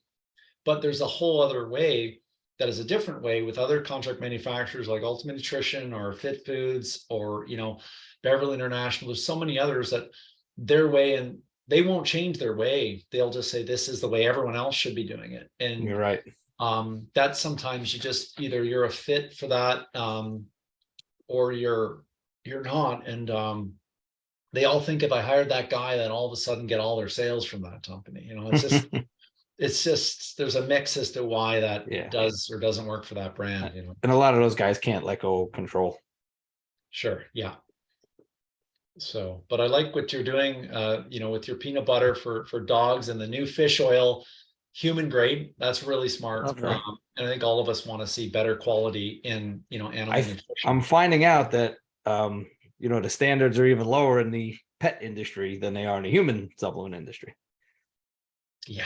Oh yeah. No doubt about that. But no, that's good. And what's going on with the Universal? I mean, I should switch the interview process here now. Oh, wow. Hey, put Jay on the hot seat. I heard about, are you bringing lava back, or are you bringing in Awesome. some of the early ones, Storm? No, we're actually bringing Yohimbe bars back, Steve, Scott. Oh, there you go. Oh, wow. Yeah, that's a throwback. We're actually completely changing Universal, because we feel like over the years, and similar to what you said about Muscletech, and maybe Muscletech and Six Star getting too similar in terms of the product mix, with Universal and Animal over the years, the product mix became too similar, the target consumer too similar. So Animal, we're going to keep targeted for strength athletes, but with Universal, we're going to be targeting more general wellness, active nutrition. And I know that team has their own kind of like target consumer that they're going to really dial it down to, but you're going to see a much newer looking product line, very simple. We're going to do away with a lot of the legacy products that we've had over the years and really just pivot and commit to it. So Can you score us some torrent before it's all gone? you know what? It might be gone already because we've been That was such a good phasing. product. It's tough because we still have some international distribution of Sure, the yeah. older products. So we've been phasing it out over the past year. I know for Price Plow, Ben and Mike from Price Plow, Yeah. it's one of their favorite products. And I'm Torrent's like, a kick-ass formula. yeah. I'm like, maybe we'll make maybe it'll make its way into animal, but we don't want to just throw products over to animal. Sure. We need to make sure that we're doing the right things to grow Yeah. animal as well. So that'll be big. And then beyond that, I can't go into too much more because I'll be giving away too many of the I know. secrets. But we do have there's a lot on the plate, for this year that's going to build into next year as well. Very, very cool. No, that's a really powerful brand. And I think that what you guys do is you stay true to your beliefs and you evolve. I mean, I saw recently, I think it was the Animal Pack would be, I think there's a Walmart distribution press release that I saw that's there. Yep. And that there would be a day where you sort of never would see that happen. Oh, But right. it's just changed in that set is, you can get cool stuff there now. You get the Dunkin' Donuts collab almost immediately. You get the Rise different collabs that are there really quick. You can see Bucked Up with their pre-workout there. You see Yep. some other brands. And so now I can go to that area and I can actually see stuff I would personally use myself and go, wow, there's the, and you see it. Oh, there's the Kool-Aid one from Rise. That's just new, and Ring Pop. I can't believe it's here already, and so that's changing a lot. And the cycle we saw recently with CBum, obviously that whole group with CBum with Rise, and you see the, with the Walmart sort of tag, and they're figuring that out. And so I think in the past it was maybe a 3-year life where you had to incubate in specialty, then you could go to drug, then you could go to mass maybe in year 4. But that kind of moved down and moved down and moved down. And now we're sort of seeing, maybe is it a year? Is it 18 months? Is it 2 years? Or can you have an offering that gets you something in that place? Like I saw recently with Ghost doing like a Target expansion with I think it was their Mino, but maybe it's in Target, but it's in this small size and it's only this one flavor, So I can get something there that gets someone with a low price point on the shelf, gets them into the brand, and then maybe, there's the RTD and the RTD's in a Walmart, but the powder's not there. So you guys gotta be strategic with how you do it.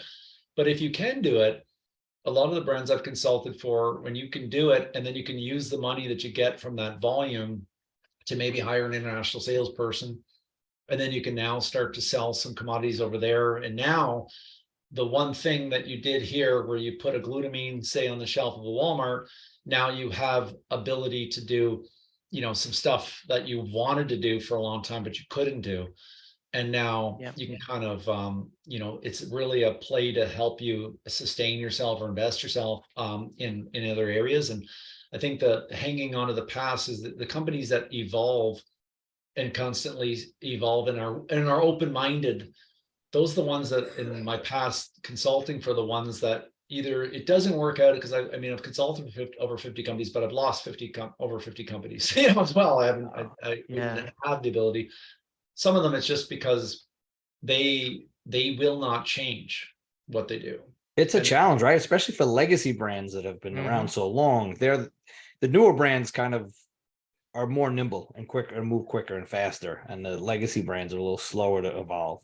Right. That's right. You're totally right on that. Yeah, because you have baggage, right? There's some baggage, good and bad, that you carry with you over the years, and you have people that kind of stay so fixated on this is the only way to do it. Like you were saying, Scott, like this is the only way. But as we learn, because there's so many different ways to grow a business, that you just have to kind of make sure that your team is aligned with those goals and that you're moving in the right direction by having a really focused team behind you. I think that's the key.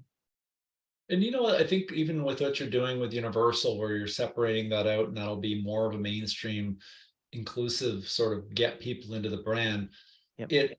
If you're not at least willing to look at it with an open mind, you're not gonna survive, because it's really just challenging the norm and being open-minded to different ways, because that's really the only way you're gonna continuously uncover evolution of it.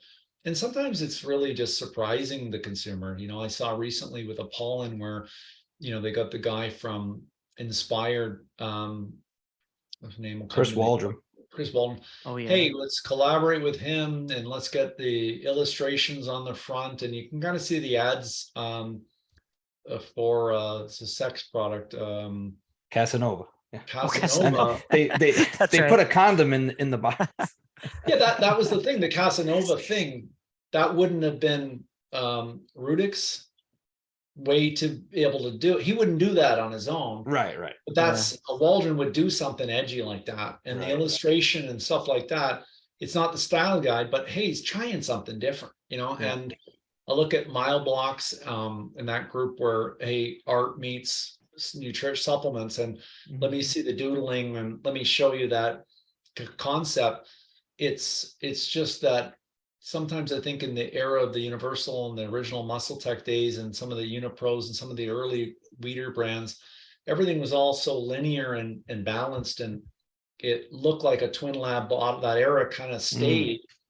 Whereas now when you see Mile Blocks and its art, and Ghost with its art, and you know, I think it's NutriFit in Australia, and some of the different brands that are going in Glaxon. the direction, Pitbull Labs and Glaxon. Yeah. This whole thing is now this, I'm making the label sort of a part of this, of the emotional purchase. And this is a symbol in my locker or a symbol in my gym bag. And the rubber lids, the customized scoops, the, you know, Yeah, that's a scoop. That's it means something. Jay, I don't know if you remember, but we invited, there was a college right near Universal, Rutgers University, and we invited their powerlifting team over to our gym to train and stuff. And we did a little focus group with them. When we asked them, and you know, we showed them some different labels and stuff, and they said the labels are really important. They wanted it out on their counter so that when people came over, they wanted something cool that was on their counter. Oh, yeah. So it's like super important. Yeah, and too much I mean, I'll never forget the emotional connection you get when I saw the first Redline can, when it was an RTD, it was the aluminum cans. I just saw this and this is the fucking, you feel a certain way, right? Yeah. Feel like I wanted this thing to be pulled out of my bag when my buddies were around that aren't really into supplements a bit, they're fringe. Right. You want them to ask you about it. Pull out. I want to wait. I'll wait until I drink that RTD. I'm across the street from the gym, but I'm going to wait until I walk in. I'm going to walk in the front counter. The girl is at the front. I'm going to make sure I unscrew it after I scan, and I'm going to make sure I'm drinking this, and I'll drink it slow. I want everyone, all the trainers, to see what I got, you know. And that can, you know, like that badge, it's all about the Universal Animal Pack. I'll do a selfie with that. I'll have them see that. I'm not selling out when I see it's that, because that's hard to get, and that's the one that is the real deal with all these pills, you know. It's funny that way. But yeah, it's all fun. I mean, I see that the industry changing so much that way, and you see different. I saw one the other day, a podcast from Shane Smith, because I constantly listen to all the podcasts of supplements on the way to the gym, and I heard it with it was a dad nutrition, for a nutrition supplement company for dads. You know, I was like, all right, because I had one idea 3 years ago, which dad bod nutrition. I wanted to do like the dad bod. I thought it would be neat, you know, like I thought maybe you could have an MRP for it, or you could have like a multi for it that help, you know, and just make, and I really liked it. But I saw another one years ago, a surfer company for surfers. I saw recently Tony Hawk supplement line. Not sorry, that just, he endorsed it, but is this segmentation that is common in other areas is being applied. And you know, there's always brands coming out. I love the, you know, the Apollon now. It seems like there's this series that it's always around movie themes, you know. It's Rob is a huge movie fan. Jean-Claude Van Damme, huge 80s action movie fan. So yeah, that's why he names his products that way. Yeah, it's cool. There's an angle, you know. It's his personality is infused into the brand. So yeah. So, and Glaxon, I mean, we all look at it. I love the formulas. I love the thinking. I don't love it from a lens of an international. Good luck when you're changing V1, V2, V3, V4. And you guys know this yourself. Got to re-register everything, right? You Yeah. register those products and you have to do it again, and a lot of You paperwork. can't build a brand that way, like in an overseas brand. But Yeah.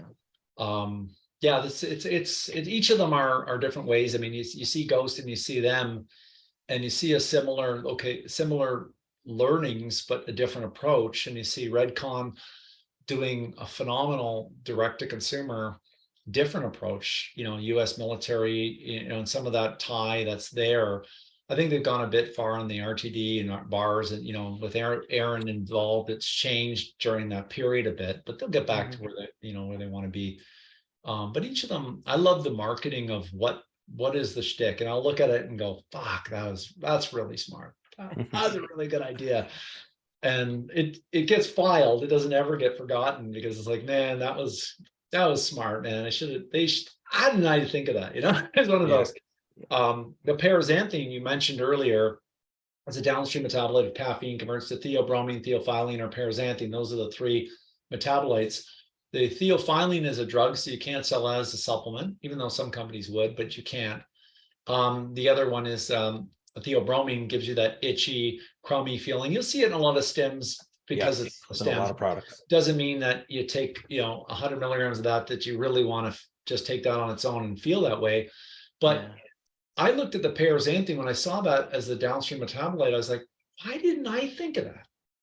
And it's been around for years in the research. You could see it all, but no one ever took that next step. And I said this to Sean Wells, who did do it. I was like, I actually said this to him. I said, I kicked myself that I didn't do that, because it's so obvious. Like, why didn't anyone think of this? You know, and I did do it for theophylline. I looked it up and I was like, man, I want to sell that as a pill. And then someone said, oh yeah, it's a bronchodilator. It's actually, you can't. I was like, oh, so I just stopped there. But the paraxanthine is a unique ingredient.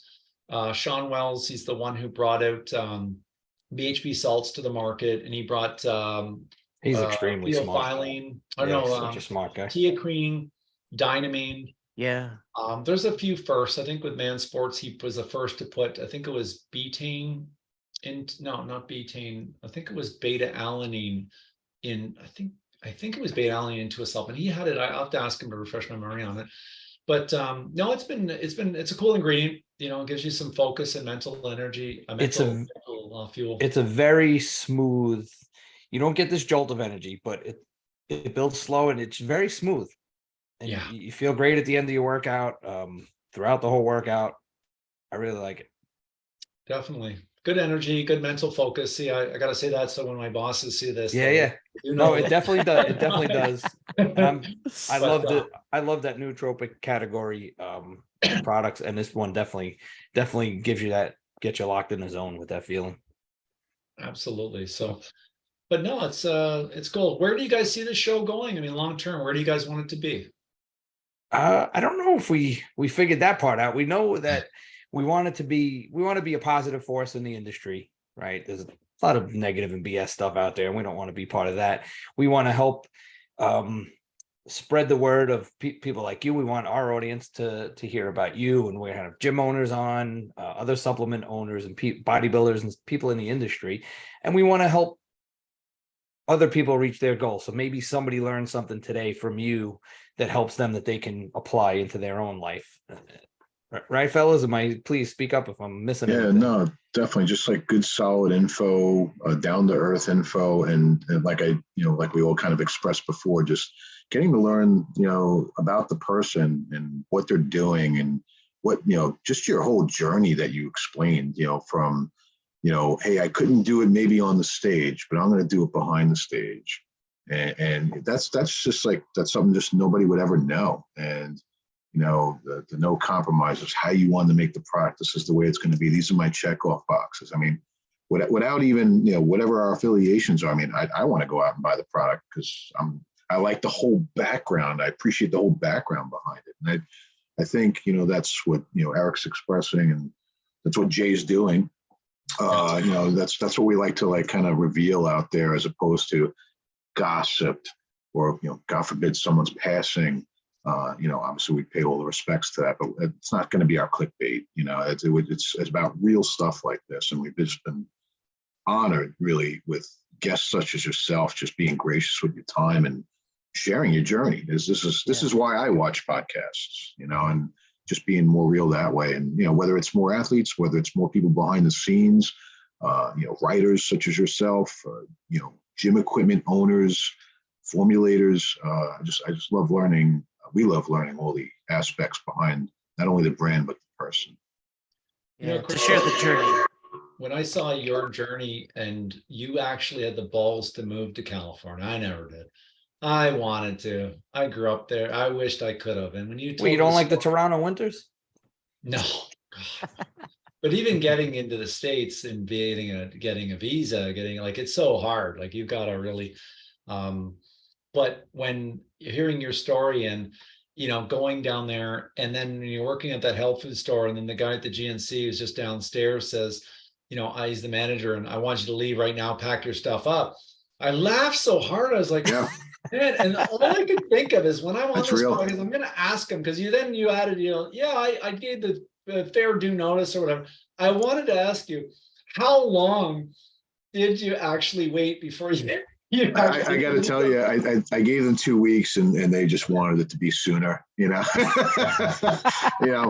think I actually did get a couple of days to leave and leave honorably, but it was literally like, I'm going to double your pay, pack up your stuff, and come downstairs. It was upstairs Nature Food Centers, downstairs GNC, and it was dressing with a polo shirt upstairs at Nature Food Centers and wearing a muscle tee downstairs at GNC. That's how it was, because it was a franchise. And I love it. yeah, it was fun. It was super fun, and we definitely could talk more about that at another time, because tons of stories, tons of guest appearances. We had Matt Mendenhall, God rest his soul too. We had Vince Taylor.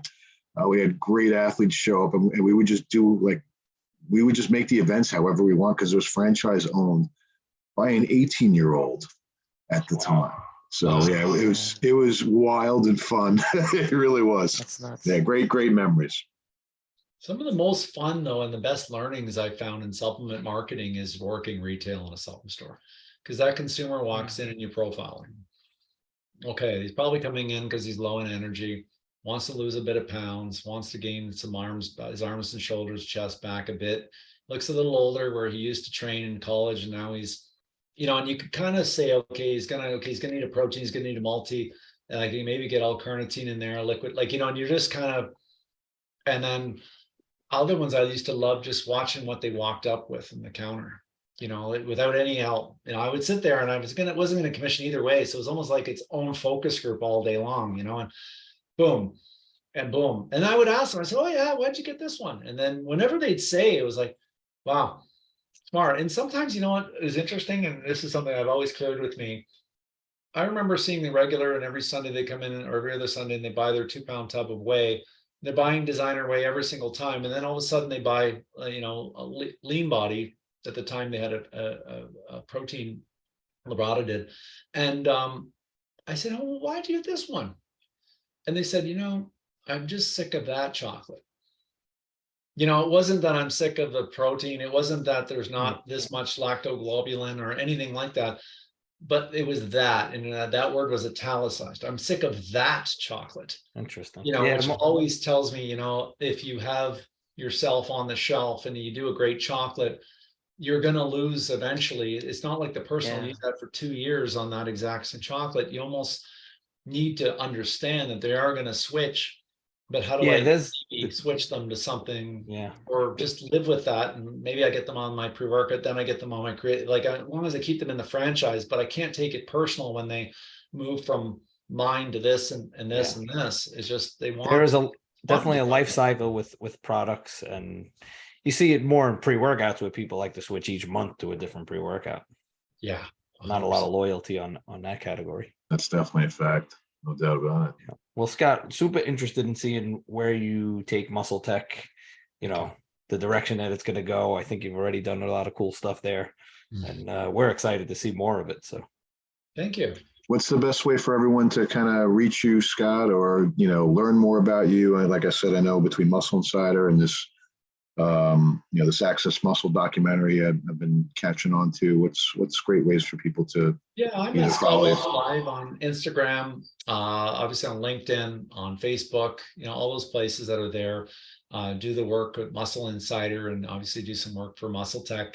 So I kind of around the industry all the time, but no, I really appreciate the opportunity you guys have given me. I really, really am indebted to you for this. I love what all of you are doing individually. And if there's anything more that we can do in the future, please let me know. We'll be all over it. And hopefully we'll see you guys at the next show, either some of the US shows. Maybe we get an Apollon gym opening, or one of those Cool. crazy events that they'll do, or I want to get to Natural Body. I've never been to that store. Very always wanted to go. You should. The guy who owns it, Steve Calabrese, interesting guy. Yep. Great guy, but definitely like a New York character. Like, Yeah, hopefully I can meet you there in probably well, probably yeah. October. Scott, if you're ever coming to New York or New Jersey, Yeah. please let us know, and we'll Yeah, meet let us up with know. you. Yeah, I definitely want to do that. I just it's a place there. There's a few of these places, ANC in Boston, and there's just different places that's Steve like the Cardillo's hardcore gyms. Yeah. It's Montanari Brothers in Connecticut, that gym. And there's certain gyms, Love that gym. there's certain ones that it's like, okay, I got to get off my bucket list. I got to go to Natural Body was one, and there's been a few of these other ones that to me that's the cool supplement destination. Obviously GNC and Vitamin Shop are good too for their own reasons, but I just have a love for that hardcore serious products in a serious destination with knowledgeable staff and fair pricing and all that stuff. So you guys are a fortunate area to be in that area of the world. And if you're ever up to Canada and Vancouver or Toronto, please let me know, and I'll can we go to a Leafs Rangers game? Well, the ticket prices in Toronto for Leaf tickets are so high you'd be shocked.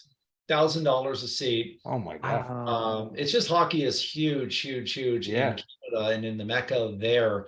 But we cheat the system by, if you go to Buffalo or you go to these other cities, you can actually see your hometown play, and it's actually like reasonable. You go to Ottawa and you can see them against the Senators, and you can actually, everybody can get seats.